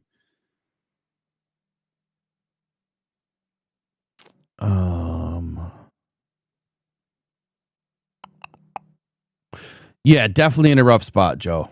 but hopefully that made sense from that Cliff Notes version. I would rather find the future Max Crosby in the draft.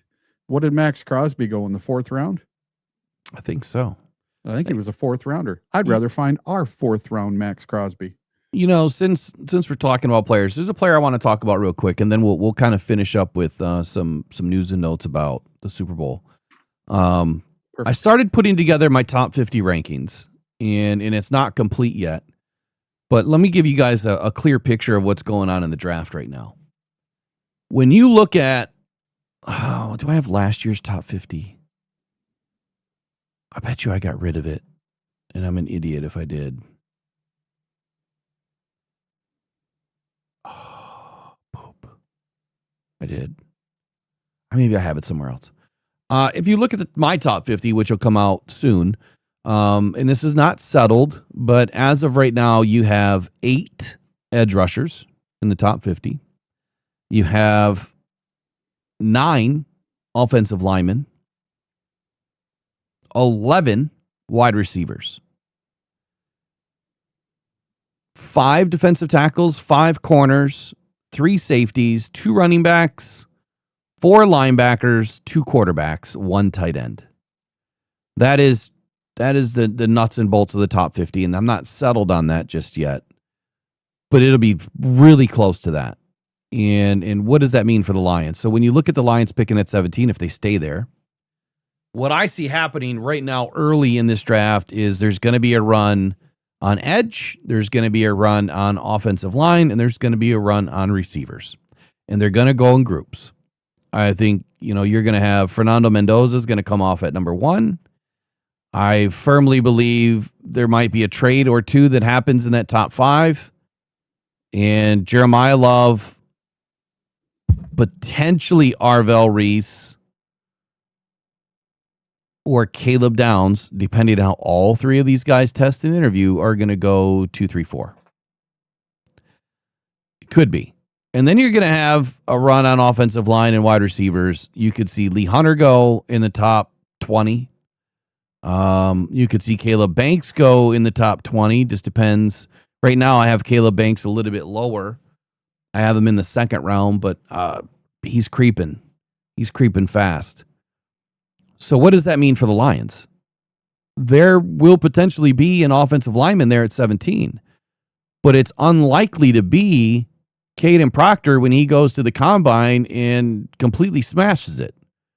If he goes in and tests extremely well at the combine, he might be the number 1 or number 2 offensive lineman taken in this draft, which will be top 10. So then he's gone. Let's just say Caden Proctor's gone. Here's the problem. Francis Mauigoa is a right tackle. We don't need a right tackle, and to switch to left tackle is not easy. Blake Miller is a right tackle. He's not a left tackle. Max Aniachor, he's a right tackle, and he's a 2nd rounder. Caleb Lomu, he's a left tackle. He's not someone that I would want as my next starting left tackle. Monroe Freeling, he's a left tackle. You could probably pick him up later, mid-20s, end of the round. Who else? Spencer Fano. Now, Spencer Fano, I don't think I finished my workup on him. Let me look something up real quick. I think he's right tackle.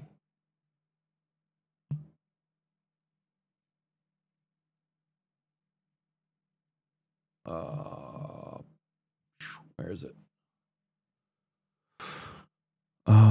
Draft player. Let's go Fano.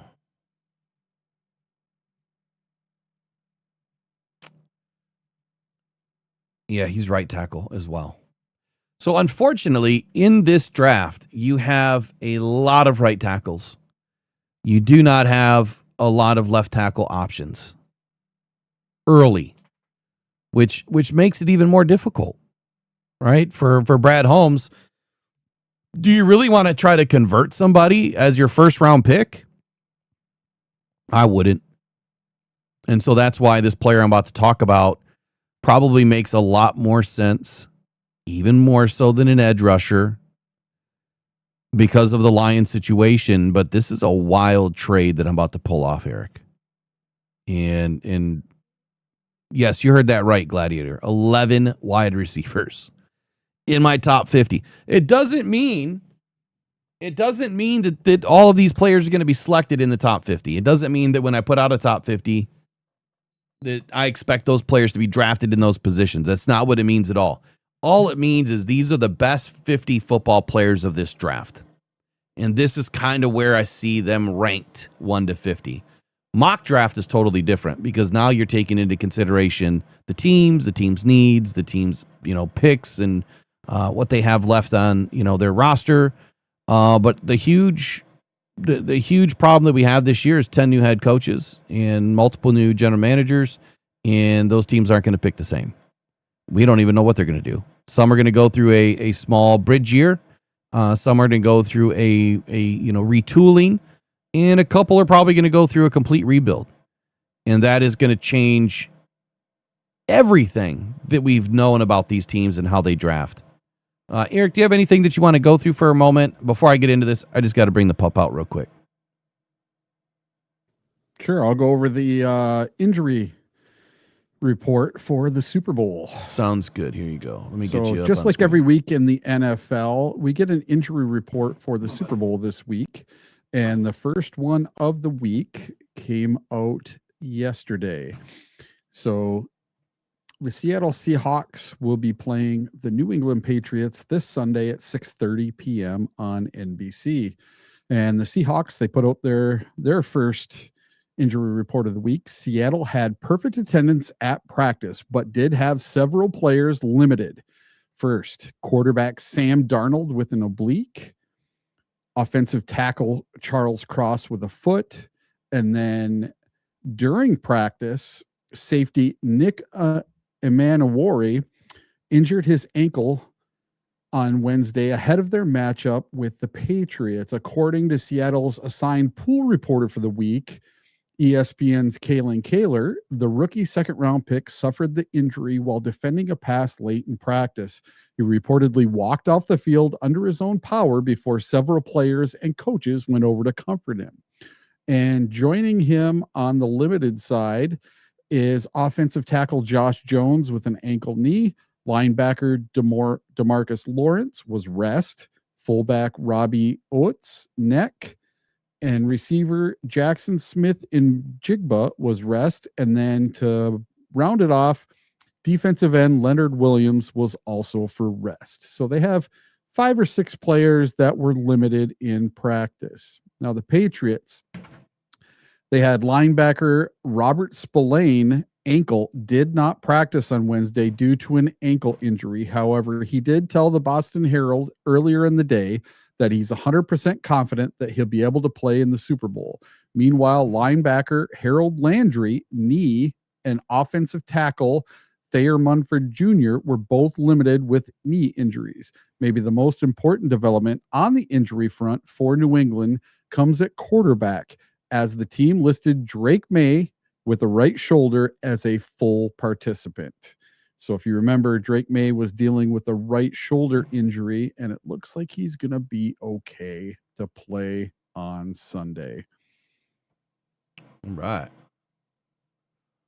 course, I didn't hear any of it, but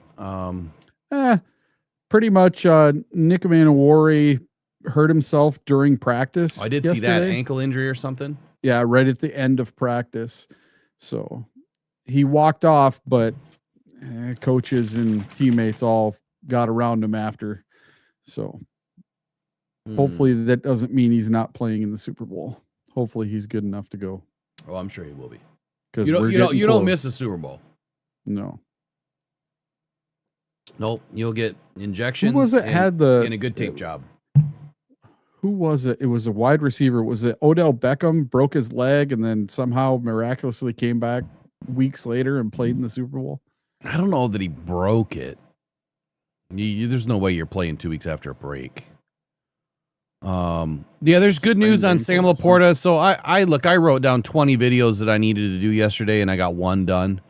My research is taking all my time right now, so Detroit Football Journal hasn't been uploading some articles. That's why I'm going to shift my focus today. But of course, after this, I've got to go bring a vehicle in to get some work done and do a couple of other things. So it'll be later on till probably tonight when I'm able to finally proof a couple of things and get it out. But this one, I think I can drop right when we're done. Something about Sam Laporta? That too, but Sam Laporta is good.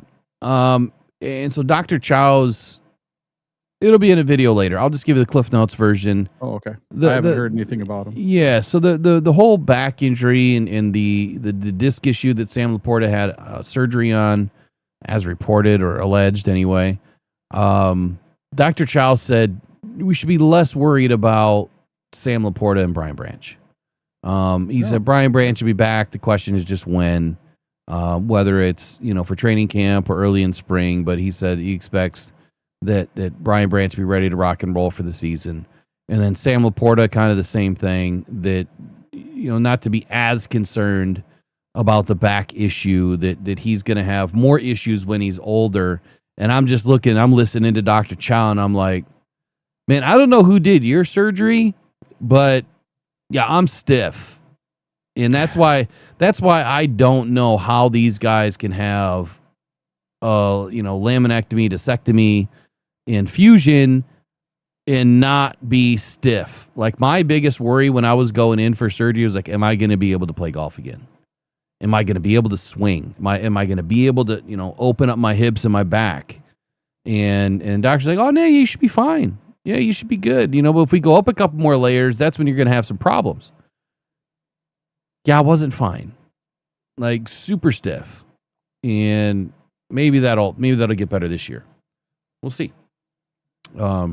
Therapy is not going great, so it's just taking some time. Do some pool therapy. All right, I want to talk about somebody. I'm gonna flash the screen. I'll be right back, and we're gonna talk about a player. Pressured by Hutchinson, he goes down again.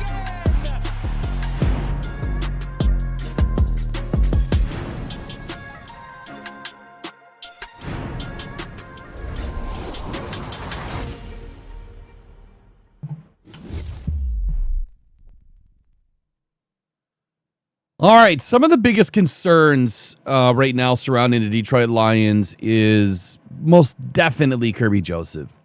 Dr. David Chow sat down with Dave Burkett, pumped a video about it last night where he had mentioned, as we know things. Now, he specifically said, look, I haven't evaluated his chart. I haven't looked at his knee. But what we know and understand is it's a cartilage issue, right? And so I expected 3-4 months ago, it was late November, I believe, that Dan Campbell came to the mic, came to the podium, and he gave it all away without giving it away. The wear and tear statement, that gave it away that it was an arthritic or cartilage issue. And you could have a cartilage issue from injury. And he also mentioned that, that there could have been some bone bruise type injury that was part of it too. So whether he suffered an injury that also caused a cartilage issue, that could very well be the case. The problem is, and I know that there's been some people saying that, well, you can go regrow cartilage or, you can get it to come back. You can't. There's no way to regrow cartilage. Stem cells can help with pain. It can help with, regenerating things, but not cartilage. The reason why, and Dr. David Chow mentioned this during his interview with Dave Burkett, is the low vasculature in the cartilage, in that area. There's no veins, there's no way to get the blood there to, get the stem cells there. You can inject the stem cells in it, and I don't know anything about that process, but how is it going to travel through your body to get there if there's really no vasculature pathway, if you will? There's just no way to regrow cartilage. And so if Kirby has a major cartilage issue, Dr. David Chow says it's like Hail Mary odds that Kirby's ever going to play again, or that he's going to finish out his contract, or that he'll even play this year. And I don't know about you, but I think that we all know Hail Mary odds have not been great in Detroit. Aaron Rodgers has gotten us a couple of times, right? Hail Mary odds have been good for Green Bay, not good for Detroit. And so if he's 100% accurate, again, without looking at all of his specific medical data, and he is a former 17-year league doctor, he knows what he's talking about. He's seen thousands of players throughout his career with the NFL. Not looking good. So why the hell would we go out and trade all these draft picks for Max Crosby when our biggest need is center, and our three biggest needs are center and left tackle and safety? Right now, we don't have a safety that can suit up. We don't know when or if Branch is going to get through rehab, and we don't know what's going on with Kirby Joseph. So in my opinion, you can get your center in free agency if you want to spend the money. That makes more sense. Spend the money on a center.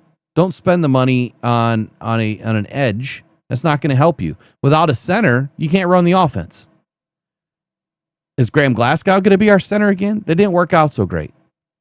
I mean, he's a great backup. He's a great emergency center, but he's not Frank Ragnow, and we need the next Frank Ragnow. So going after a center, I think, is high priority, as well as left tackle is high priority. Again, depending on what Taylor Decker does. Even if he comes back, it's still a high priority. But if Decker comes back, then you're probably less apt to spend a first-round pick on a left tackle, unless one falls into your lap. I think that Brad could maybe do something a little bit different in the first round. If he can pull this off, it would be great. But the player that I think is the most important is Emmanuel McNeil Warren out of Toledo. This guy is the next Kyle Hamilton, without a doubt. I don't know what they're doing over there in Toledo, but they are growing DBs at a fast rate. Emmanuel McNeil Warren, a little bio and background. This will be in the Detroit Football Journal later today. Defensive back out of St. Petersburg, Florida, where he started at Lakewood High School under the guidance of his father, who was a football coach. His upbringing instilled a high football IQ early and coach on the field mentality early in his development. So he's always been around football. He was a 3-star recruit. He committed to the University of Toledo, and he remained loyal to that program, which is another big feather in his cap for Detroit. Why? Because despite the transfer portal interest from Power 4 schools, he developed into a multi-year starter and the unquestioned leader of the Rockets secondary. His senior campaign in 2025 cemented his legacy as one of the most productive defensive backs in program history, earning him an invitation to the East-West Shrine Bowl. And when we think about most productive defensive backs in Toledo history,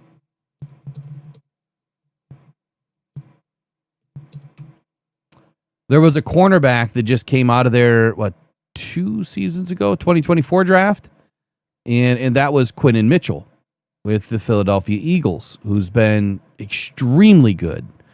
Better than Sauce Gardner is at this point.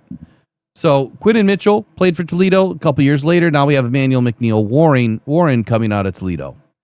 His college production, fantastic. Let me see if I can put this up on the screen here. Fantastic production. Now, you're going to stick with me here because you're probably thinking, Will, what the hell, man? We don't need a safety in the first round. But we kind of do. We kind of do. Here's his college production. 13 games played in 2025, 77 tackles, 5.5 tackles for loss, half a sack, 2 interceptions, 1 return for a touchdown. I think it was 37 yards versus Western Kentucky. It was one of the games that I did some of his tape breakdown on.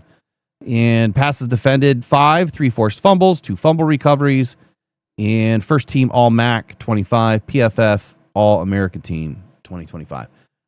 Taking a look at PFF's grades, numbers. I'll blow this up a little bit for y'all. Overall grade 91.9, super elite. 2024 83.6, 2023 86.8, So steady, improving, right? 13 games this year, 654 snaps, 336 in coverage, 43 tackles, 28 assisted, 13 missed. These numbers, PFF, they're a little bit different than the numbers that I have up here. They're totally different stats. I go through CFP stats. I don't use PFF stats. So they don't line up very well. He plays in the slot. He plays outside on the corner, and he plays in the box, and he plays deep. He plays all over the place. This is an exact model of Brian Branch. Comparables. Coverage grade, 92. Defensive run defense grade, 83-2. We know our safeties and our DBs as a whole need to be great against the run. He's great against the run. Missed tackle rate's a little high, 15.5. That'll get better. But look at that forced incompletion rate, 33.3%. That's insane. That means 1 out of 3 balls is thrown his way. He's forcing an incompletion through technique or through batting balls away. Average depth of run on tackles, 5 yards. It's not that great.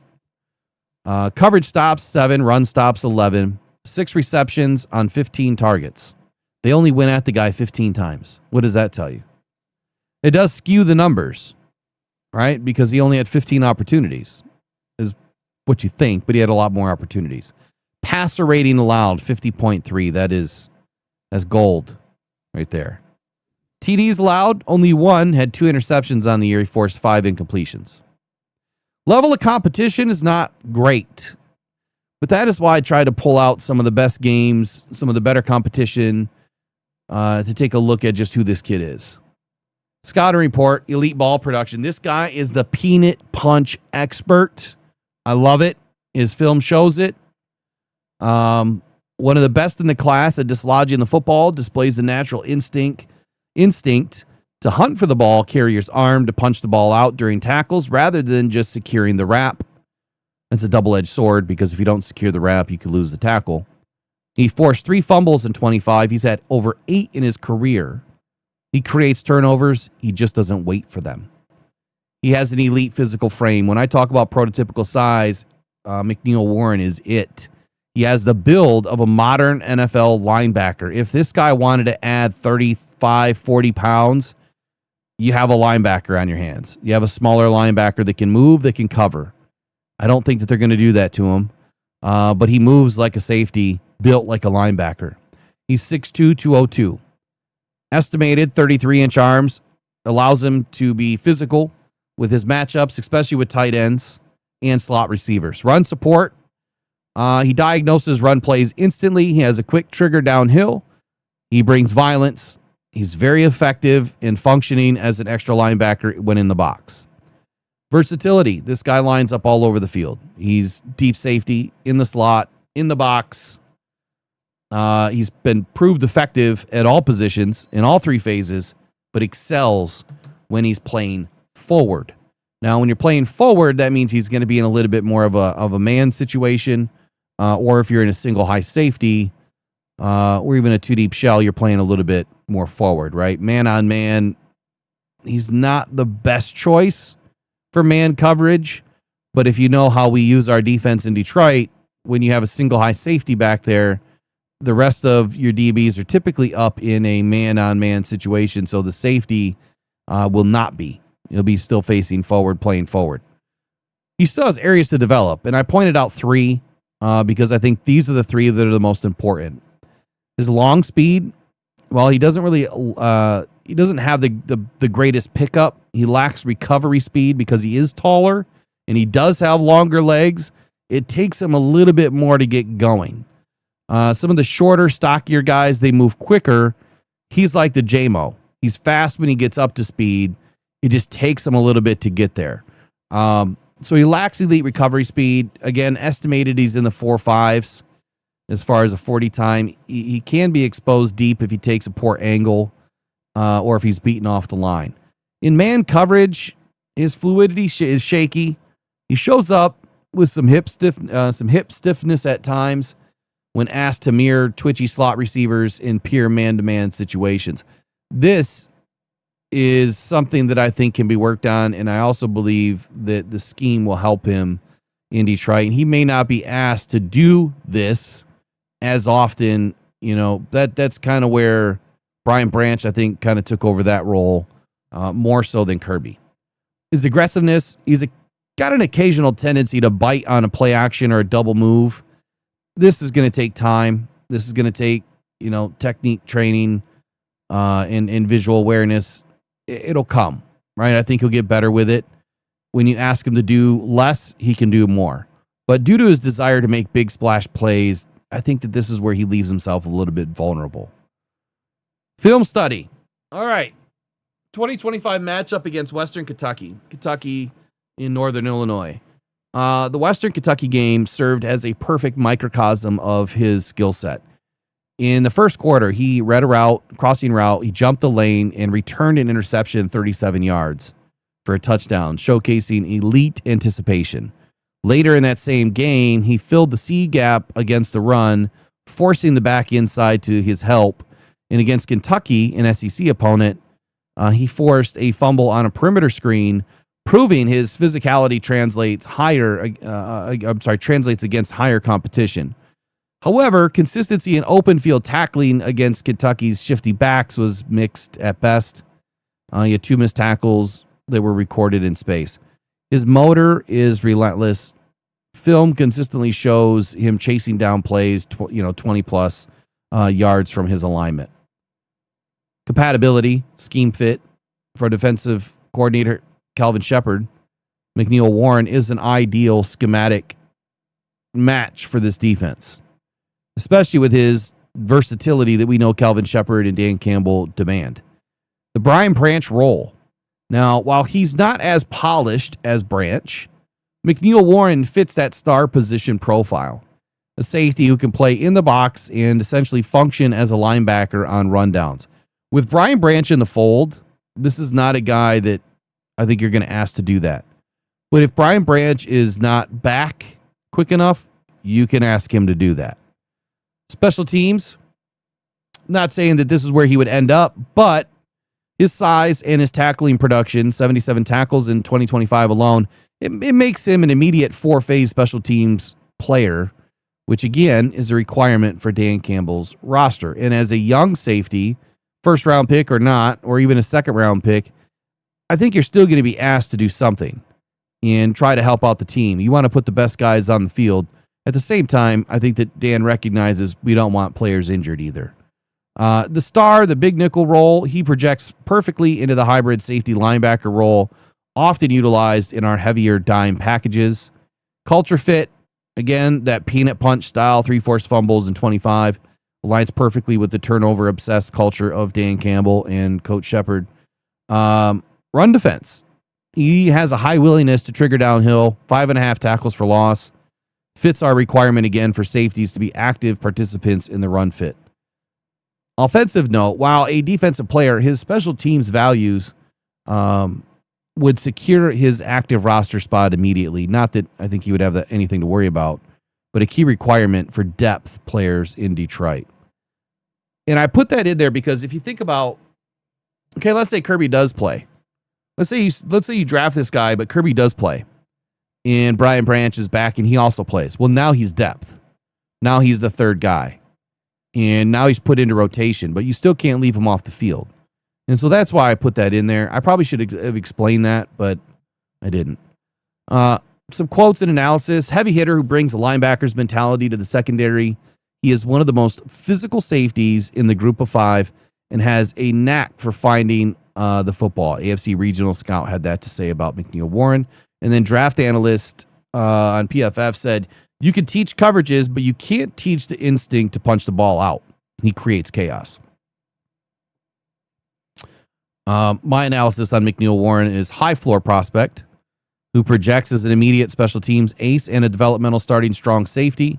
His processing speed and his physicality mask his lack of elite top end speed. Now that fit is for Detroit. Assuming, I should probably put this in there, assuming that Branch is back and Kirby's on the field. If they're not on the field, he's an immediate starter.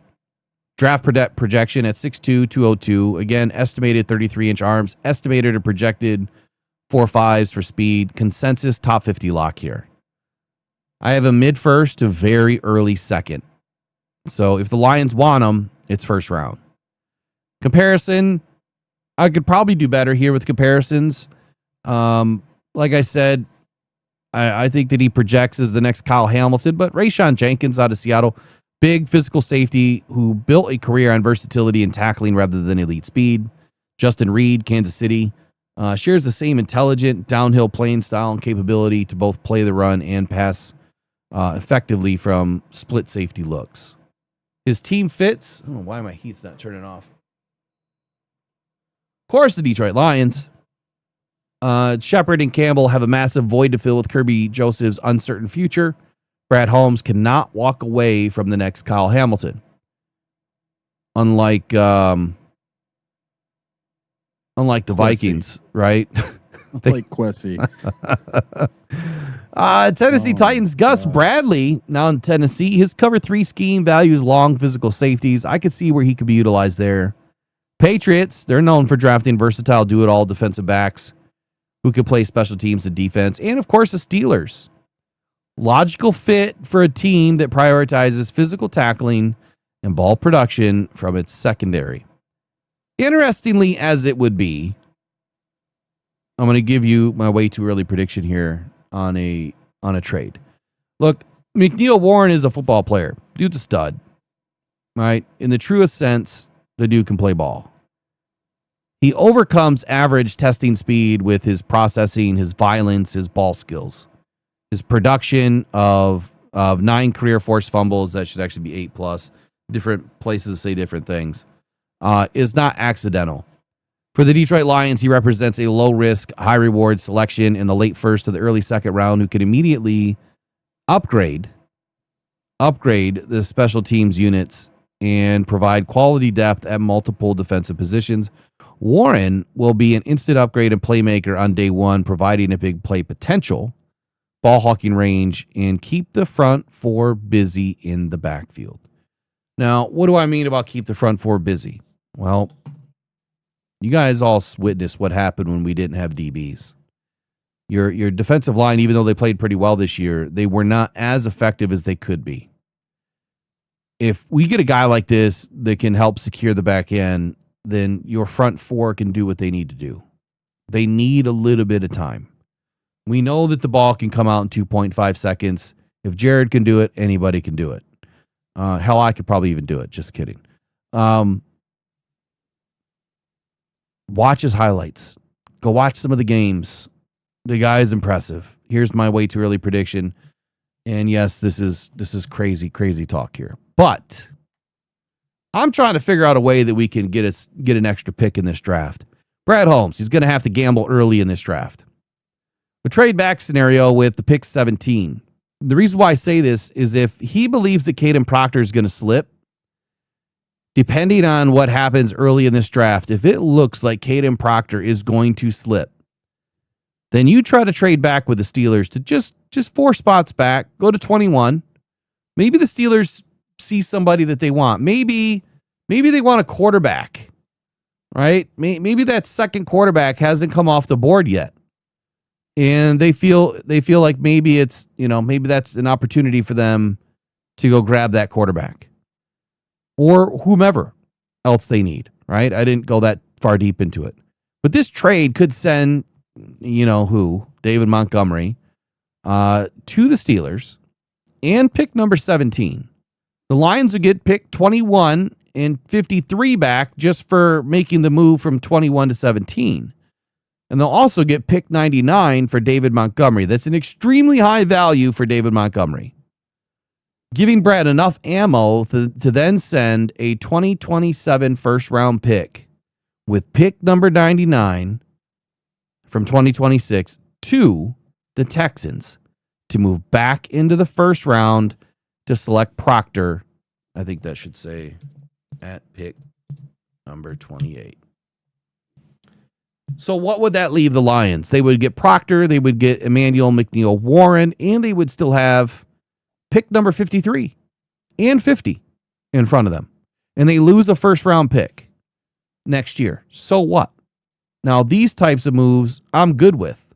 And the reason why I'm good with it is because if you're trying to build now, it's okay to give some future stuff away to build now. If you can get that player that you need now and you can develop them earlier, right, over the next couple of seasons, it doesn't help you to wait till next year to find that player.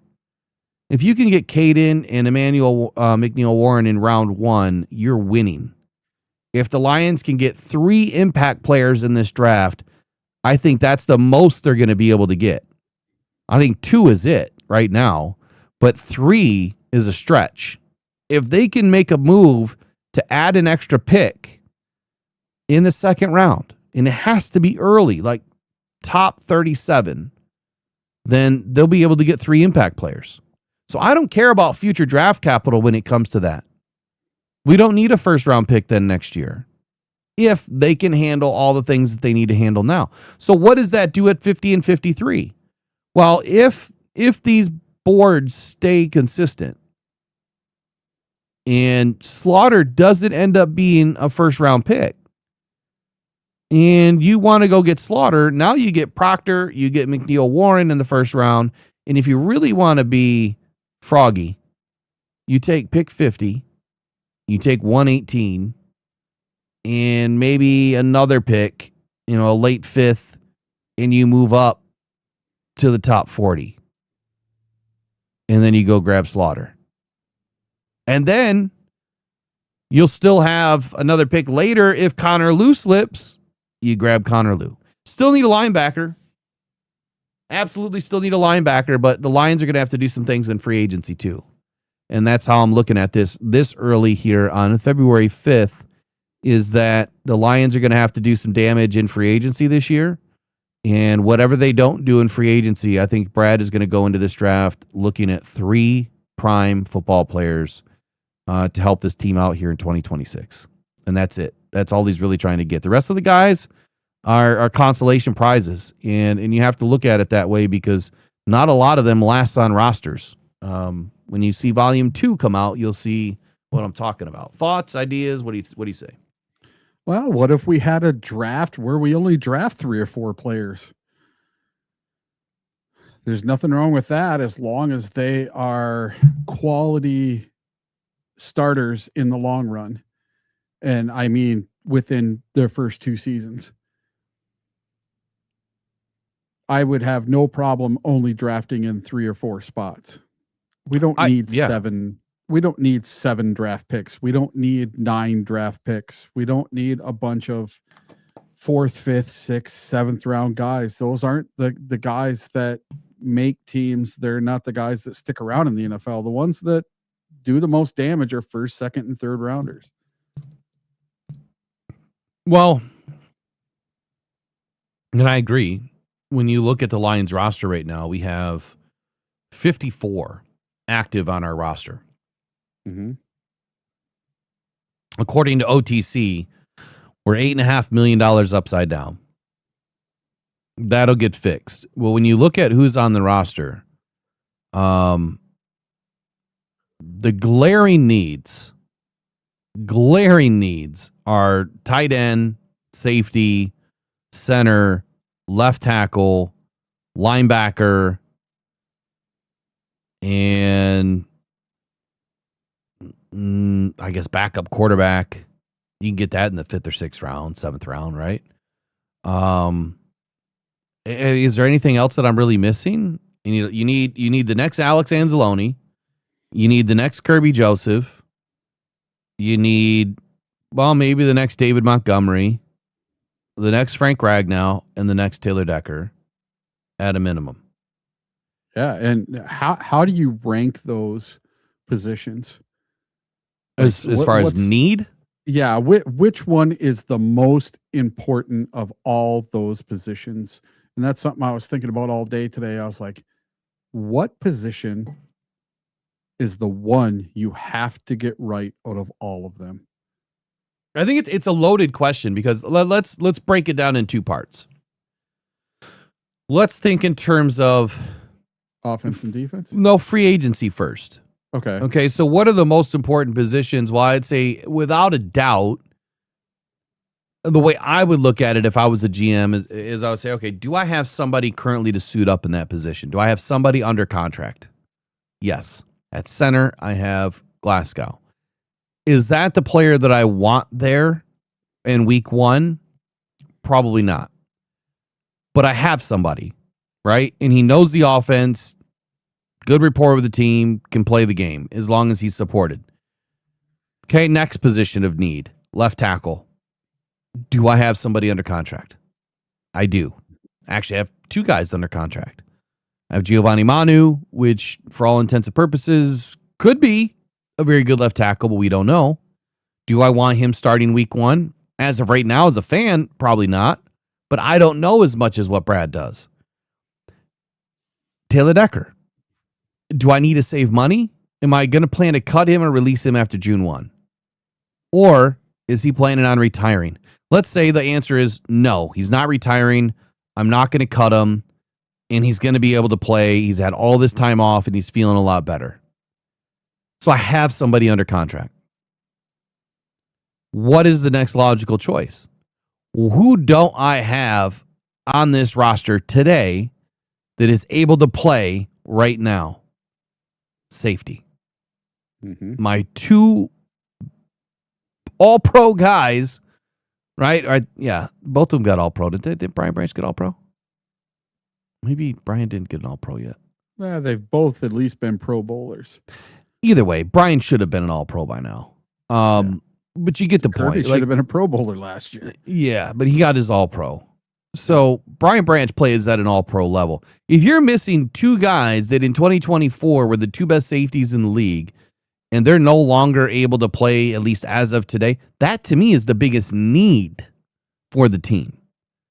Because it's the biggest question marks. Well, what if Brian Branch has a setback? You know, what if he's out there practicing and tweaks it? And now he's set back 4 to 6 weeks, has to have a cleanup surgery. How many times do we see that happening? You know, and what if Kirby is actually done? But they can't do anything because the dude's under contract. He either has to retire or they have to do a settlement contract, and I don't know if that's even possible. Because if it's health related and not football injury related, I said this the other day, I think that there's a gray line there. I think Kirby could say, hey, I hurt myself in the Kansas City game.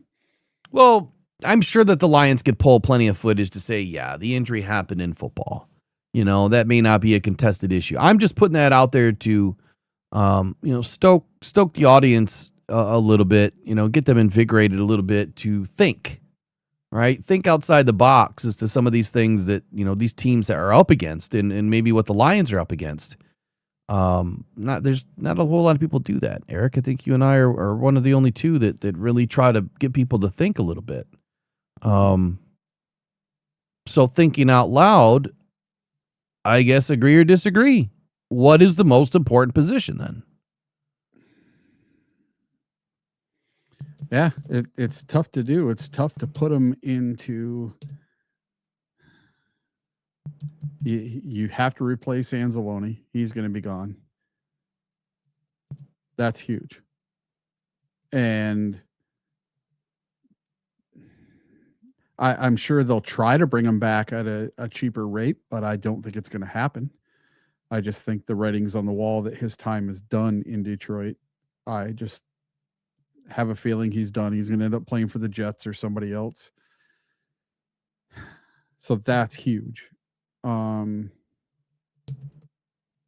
Like you said, at center and left guard just depends on health. Does Decker retire? Does he not want to retire? If Decker retires, I'm going to say that left tackle is the most important. Yeah, because it stands right that moves now, the goalpost, right? Yeah, that moves the goalpost. But as it stands right now, you have a center, you have a left guard, you have 2 safeties, which neither one is going to be able to play to start day 1. You have to have a safety. And I know a lot of people are going to want in all these mock drafts, you see they're doing either an offensive lineman or an edge, and I've even seen cornerback to the Lions. I haven't seen anyone doing a safety to the Lions in the first round, so maybe that's a good thing. Well, that's what mine is. Yeah, mine is going after McNeil Warren and somehow getting back into the fold in that first round. And I guess when I look at it, I look at a couple of teams that maybe have potential to trade with the Lions because of they're cap heavy. And what I mean by that is draft cap. They have plenty of draft capital to be able to trade with teams. And what do the Steelers really need right now? What is their biggest offseason need? Well, I don't care if Aaron Rodgers ever plays another down again. I don't even know if he's retired yet, but I know that Aaron Rodgers isn't the future. Mm-hmm. The quarterback position has to be numero uno for this next regime here in Pittsburgh. And the other thing is these new regimes, these new general manager and coaching combos around the league, they're going to want to try to make some splash too. If those are the teams to pick on. If I'm a GM, I'm playing war at a whole different level. I'm going to these guys that are just into these new positions, and I'm putting the pressure on them. Because I'll be damned if after the draft it comes out that I had an opportunity to move back or move up and grab some first-round picks, and I didn't do it. Man, how's that going to look? But what if they want Ty Simpson? Right now, he's the second best quarterback. Well, Ty Simpson could probably be grabbed at number 40 or selected at number 40, or he could go in the first round. Don't know yet. Quarterback needy teams do quarterback needy things. They might take him in the first round. And if you give Pittsburgh or Texas, the Texans, enough ammo to be able to move around, then maybe it makes sense. Now, I don't see Pittsburgh trading up to get Ty Simpson because in front of Pittsburgh, I don't think that there's quarterback needy teams. I could be wrong. Been wrong plenty of times in my life, but I guess when I look at 17 to 21, you've got the Lions, the Vikings. Well, the Vikings could be needy. The Panthers aren't needy. And the Cowboys aren't taking a quarterback. So the only team in front of them. Second pick. Yeah. Yeah, that's Dallas' second pick. If you look at all the teams ahead of us, 1 through 16, 8 of those teams have brand new head coaches. That's nuts. So, you know what that means, Eric? Sorry, I didn't mean to interrupt you. But you know what that means? You have a 50% chance between 1 and 17, just about. Yep. Actually, you do, because 1 through 16, you have a 50% chance that those guys are going to screw it up. And they're going to kick somebody down to 17. Well, number 1, Las Vegas, they want a quarterback. Mm-hmm. Okay. Number 2, the Jets. Well, hold on. So hold on. Jets, they picked twice before us. And the Jets are another team that you could possibly trade with. Yeah, and they could want a quarterback. I don't think the Jets are giving up number 2. No. And I don't think the Lions need to move to 16. But the Jets are a team that I feel are going to move off that pick. I think they're going to move off of 16 with somebody. Yep. And I just hope it's not the Vikings or the Packers. I hope it's not. Or the Bears. But it could be. Yeah. And so the Lions have to be ready for that. However, I guess what I was trying to say here is, what if Vegas doesn't go after a quarterback? As much as we know that Mendoza is the pick, what if they do have to get rid of Crosby? They might take an edge. Or they may try to sell their pick. They may say, you know what? This quarterback class is terrible. We're just going to go one more year with a bridge. And we're going to trade number 1 and we're going to stack picks. That's what I would do. Unless you really believe that Mendoza is the future. That's what I would do. I would grab Nussmeier later is what I would do, honestly. And I'll grab a bridge. I look at all these teams that have new coaches that are way ahead of us. The Cardinals, the Tennessee Titans, the New York Jets. They don't need a quarterback, but like the top 4 teams, they could all use a quarterback, except for, well, not the Titans. They just got Ward last year. But 3 out of the top 5 teams could use a quarterback. And then you get to pick number 6. Is Cleveland going to take another quarterback this year? Is who? Cleveland? Yeah. Oh my God. Are they going to trade Gabriel to Atlanta so he can go back with his former coach? And then you're going to roll with Shedeur Sanders? Well, why? I mean, okay, so that could make some sense too. But they only have Gabriel and Sanders really this year, right? Yep, that's it. So they need those 2 players. They really do, because you need a backup and you need a starter. So it's kind of smart that you got 2 draft picks from that sense, that now you have players that can play this year and still compete with each other. Mm-hmm. Otherwise, but at pick number 6, could they say, "Hey, we're gonna get rid of Dylan Gabriel. We're gonna let him go to Atlanta with Kevin Stefanski," because Kevin Stefanski was the one that wanted him there. That was his pick at quarterback. I'm sorry, where's Stefanski at? Stefanski's at Atlanta now. Well, they have Kirk Cousins on their contract. I know you said the other day that they were thinking about moving off of him. And they still have Michael Penix. Yep. Right? And now, what's his face? The former quarterback, Matt Ryan, for the Atlanta Falcons is now their president. Mm-hmm. And it sure sounds like he wants a different quarterback. I don't know where you heard that from, but I assume at some point they're going to want to bring in a QB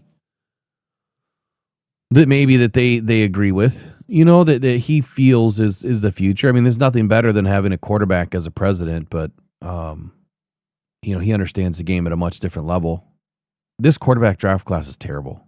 So this is it. Falcons president of football, Matt Ryan, would not commit either way Tuesday to Michael Penix Jr. being the team's starting quarterback.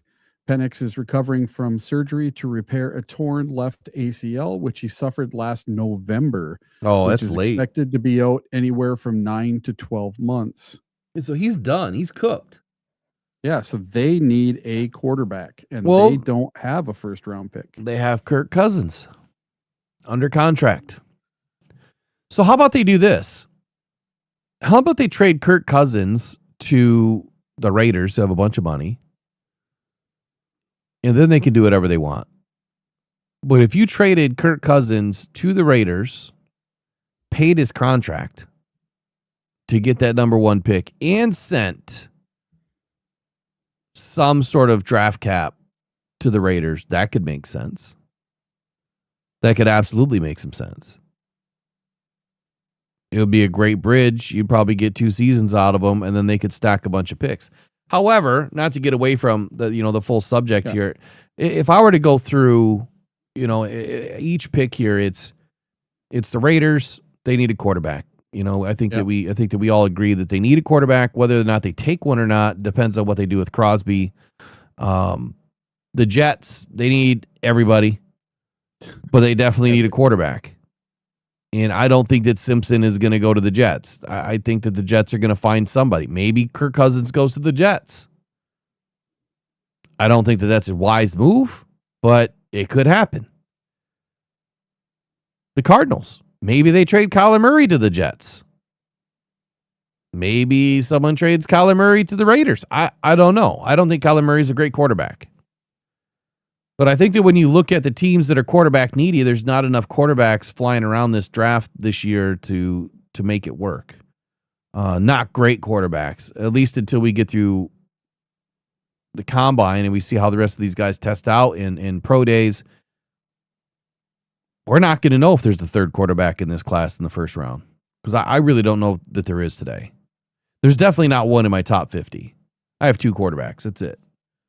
And I think a lot of other people do too. But keeping all that in perspective, let's just say quarterback goes number 1. Here, you know what? Let's just do a draft Forget it. Let's just do a draft. And then we'll get out of here.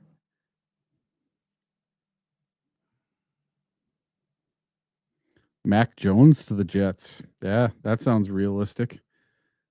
Mac Jones? Yeah, from the 49ers. You know, I haven't even looked at like all the free agent opportunities for quarterbacks. I don't know how many there are.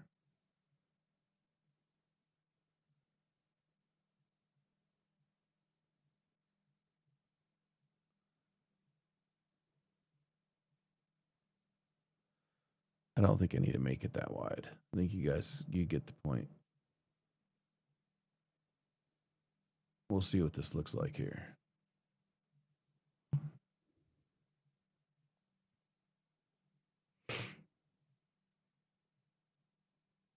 All right, I'm just gonna grab the Lions. We'll go 4 rounds just to be able to get through it. Positional value, yes. Draft middle for needs, less random lists. See what happens. I'm not gonna trade, but that's what I would do. You know, let's try to pull it off. Let's just You go. want to see how your trade goes through. Yeah, let's just see what happens. Pick 21 for the Lions. Okay, that'll trade. Let's go pick 53. No, they don't want to do it. If I go by my history, all the work that I did, if I go and look at previous trades, let me just take a quick peek. Teams that moved from, well, let's just go. Man, I think I need to go 15 to 13. It cost them number 15 and then a 4th round pick, a 5th round pick, and then another 5th round pick. 17 to 14 cost them 17 and then a 4th round pick. Those probably aren't the greatest examples. I'm going to have to find some more examples. But what it's showing me is, at least at a minimum, like 20 to 10, that's a huge move. That was, pick swap and then a 2nd and then a 3rd. But I think at a minimum, what I'm seeing here is that it's going to be a pick swap plus a minimum of a 3rd. But if the Lions were going to send David Montgomery over there, how does that change anything? Let's go David Oh, they like that. Okay. They like that. So David Montgomery, I want number 99, and I'll send you 118. Actually, I'll go 155. They don't like that. So 21, 53, 99 for 17, 155, and David Montgomery. It's going to get rejected. Yep, it's going to get rejected. And then we'll go. Nope, they don't like that. A future 4th. Oh, got rejected. We're going to force it. I think that's a fair trade. Honestly, I do.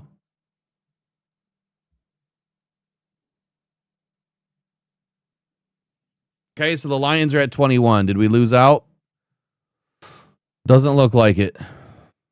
Is Emmanuel McNeil-Warren still on the board? Yes, he is. He has to be.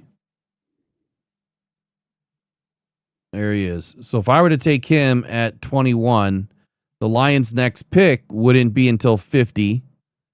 So I'd have to go in and trade again. And I'm going to go trade with and just see if Caden Proctor ends up here. If I go trade with the Houston Texans, they have 28, 38. So the fact that they have 38, they may be more likely to move because they're only picking, 10 spots later. They may be more likely to move off of their pick if they're getting, something else in return. Right?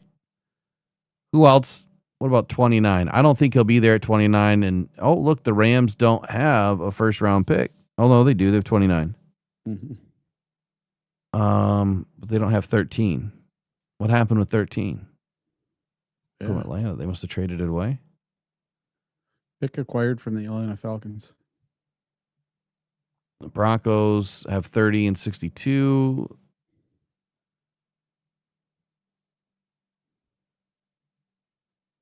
Who's at 31? The Patriots. I don't think Proctor's going to be there and I would not be trading with San Francisco. The Bills, they don't have enough. And see, the Bills, I mean, they've got all new people, and they may be willing to do something. Let's try the Bills here. Let's go 26 for 50 and 99. No, 50. We'll go 53 in next year's second. And that puts the Lions back in. So what are we giving up? We're giving up a pick that we brought in. We're still retaining a third at 99, and we're giving up next year's second round. So we're giving up 2 second-round picks to move up into the end of the first. Oh, they didn't take it. 74% chance, and they didn't take it? Okay, let's sweeten it. Let's go 50. That is a 96%. How do you go 3 picks forward and it goes from a 74 to a 96? Whatever. Okay. We'll just see if it works. Caden Proctor's ranked at 25. Let's see if he's still there. I don't think Emmanuel McNeil-Warren's going to be there, even though he's ranked at 34. Or should I go Proctor and then see if Warren's there? What do you think? We can't pass on Proctor. Yeah. All right. Proctor, and then hope that McNeil-Warren's there. And he is. There you go. That worked out. And we still have 53. So who do we need now? Right? Do we want Goldie? Or Golday? Whatever his name is. Who's that? Supposed to be a really good linebacker. He's got decent size, 6'4", 240. It's kind of like a Jack Campbell. All right. Exactly. Where does he line up, though? Where does he play? They don't have any analysis done or anything.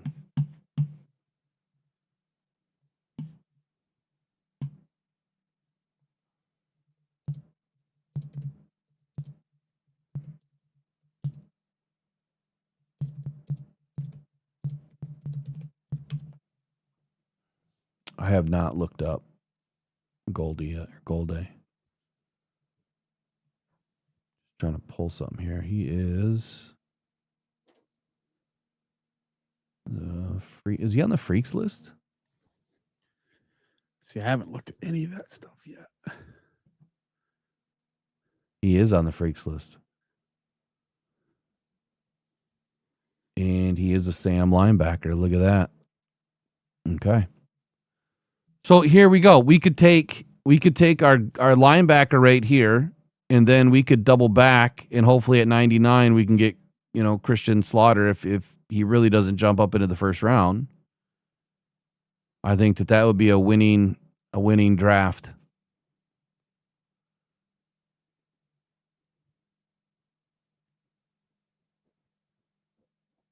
There's Coogan.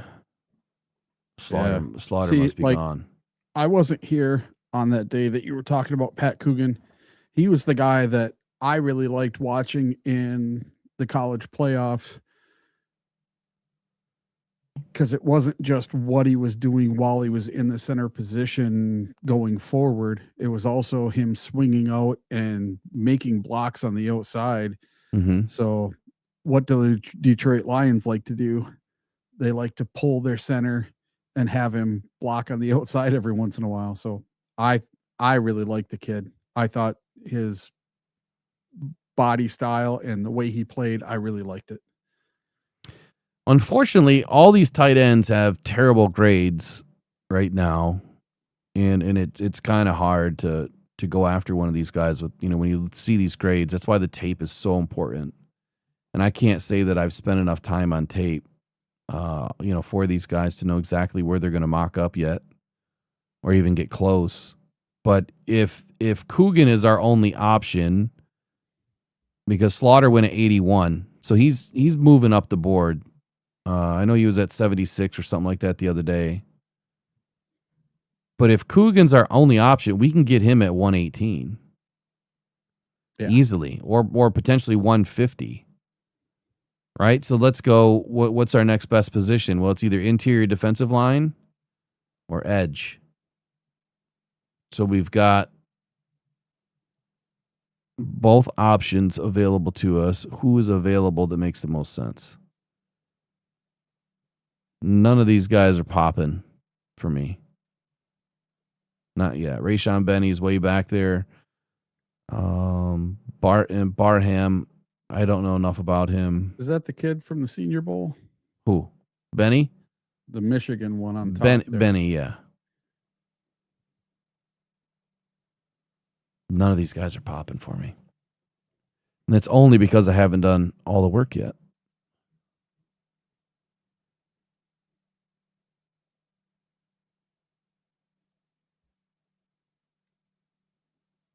And I think it's feast or famine early in this draft for defensive line. It really is.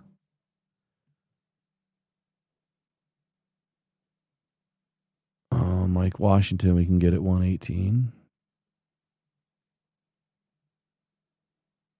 About corner. We still need a corner. I think we do.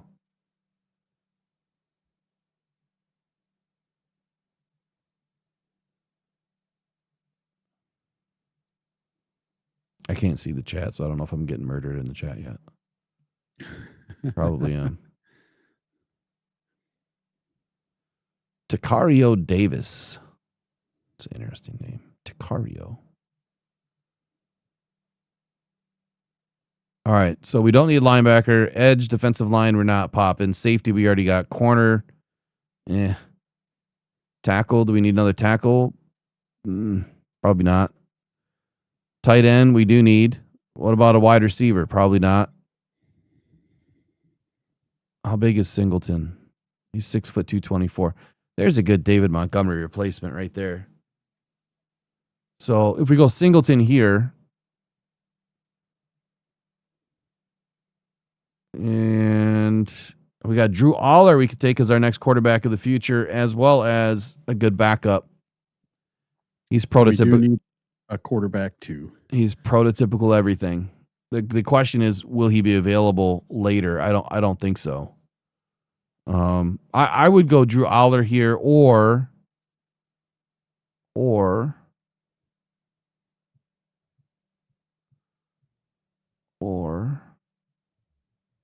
I'm gonna get a terrible score for taking Coogan here, but I got her center.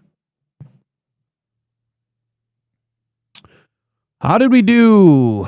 I had drafted Akeem. McNeil Warren could have drafted Akeem Messidor. Yeah, I get it. Not the greatest of grades. Caden Proctor, Emmanuel McNeil Warren, Goldie, Nicholas Singleton, Pat Coogan. If we were to end up with those players in the first 118 picks, and all we gave up was David Montgomery, next year's round 2, I'm pretty happy. I'd be pretty happy with that. Caden Proctor, Emmanuel McNeil Warren, Jake Golday, the next David Montgomery, and our next center. So we got everything that we needed. Tackle, safety, linebacker, running back, and center. And we only gave up a second-round pick, and David Montgomery to do it. I think that's pretty. And we still got more picks to go after that. Might be able to get Drew Aller. At that point, you probably could have grabbed Drew Aller at the next pick if he was still there. But anyway, I like this name. Edge is not the answer. Edge is not the answer. We have McLaughlin, the center we signed, who won the Remington Trophy, and he was doing a lot of polling in college at Ohio State. Wasn't he a UDFA wherever he landed?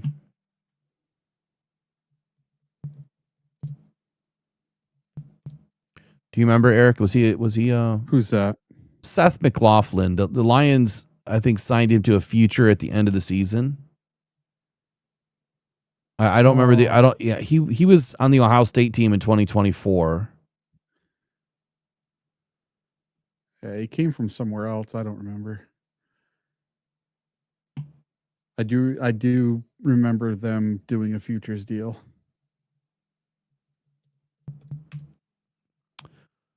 So Cincinnati. Yeah, it was Cincinnati, but the Lions signed him to a futures deal. You came in as the best center in 2024. So my question is, if he was the best center in 2024, why did he go undrafted? What made him go undrafted? He had an injury.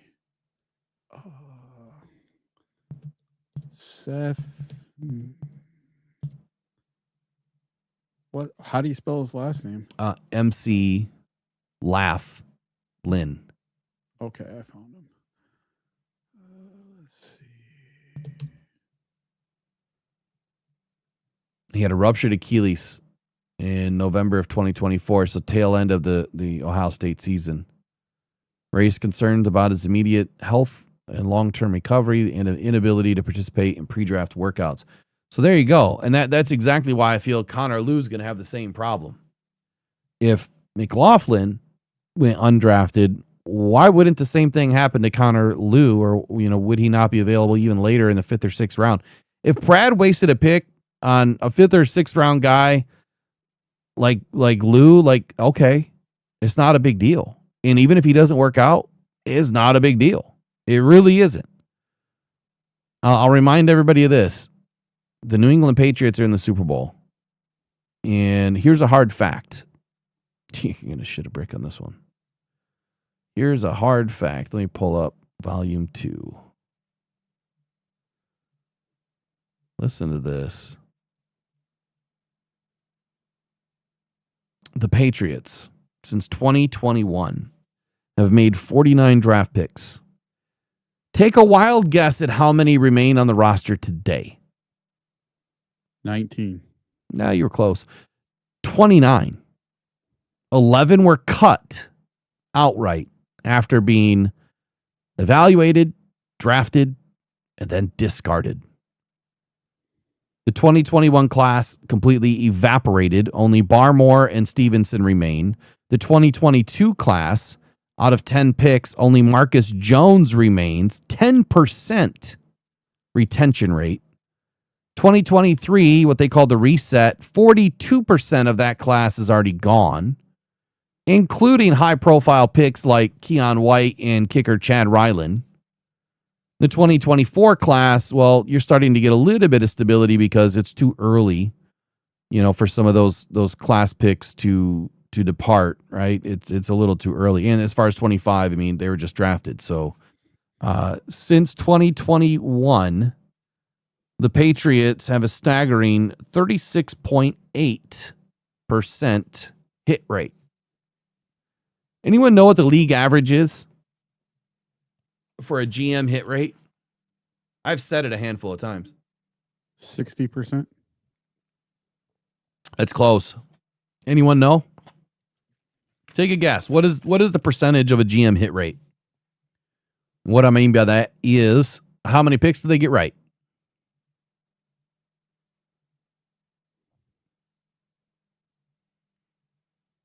We're out of here in 60 seconds.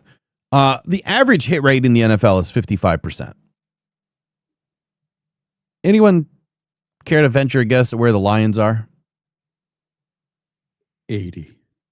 Very close. 73%. Brad Holmes' hit rate is 73%. Now, some of this stuff you'll learn about later when Volume 2 gets out there and rolling. Volume 1's got to make it first. But maybe I'll switch them. Maybe I'll put this one as Volume 1 and ease into it before I piss everybody off. 2022's draft class. Lions had 8 picks. They have 5 starters out of that draft class. 2 are all pros. 3 were released. And the 3 that were released were in the 5th, 6th, and 7th round. 2023 draft class, we have 8 picks, 2 starters, 2 all pros, and 3 were released. 1 in the 3rd, 1 in the 7th, or 2 in the 3rd, 1 in the 7th. We also drafted those, I'm sorry, that should say 4 starters. I don't know why it says 2. Hold on. 4 starters and 2 All-Pros. 3 were released in the 3rd and the 7th round. That was Broderick Martin, Hendon Hooker, and who was the 7th round pick? Lucas? It could have been. No, I think he was 21, I think. Was it the wide receiver? Yeah. I can't remember. Green. Might have been Green. 2024 draft, Lions had 6 picks. They ended up with 3 starters, 100% retention so far. In the 2025 draft, 7 picks, 2 starters, 100% retention. Now, what I mean by only 2 starters in 25 is you still have 2 high rotation starters. Miles Frazier, Christian Mahogany, they're Isaac Tesla. They're all high rotational starters. Mahogany was a bona fide starter. 79.1 retention rate over 4 seasons. Only 20.1% were released. 48.3% starting caliber players. I think that number is higher. I'll have to reconfigure my percentages. But the fact that Brad's hit rate on starters is about the same as what a GM's hit rate is on just retention is crazy. And yet people want this guy fired? I'm going to quote him on Ross St. Brown. You don't know football. I'm glad I get to quote him on Ross St. Brown now. I don't have to say it. All right, I'm out of here. I didn't put any quick takes today, so we'll start that on Monday. If you got one, go for it. No, that's it. I got to get going before my bladder explodes. All right, we'll see you guys tomorrow. You guys have a good day. Take care. Go and probably go to Straight Lines. Adios. Pressured by Hutchinson.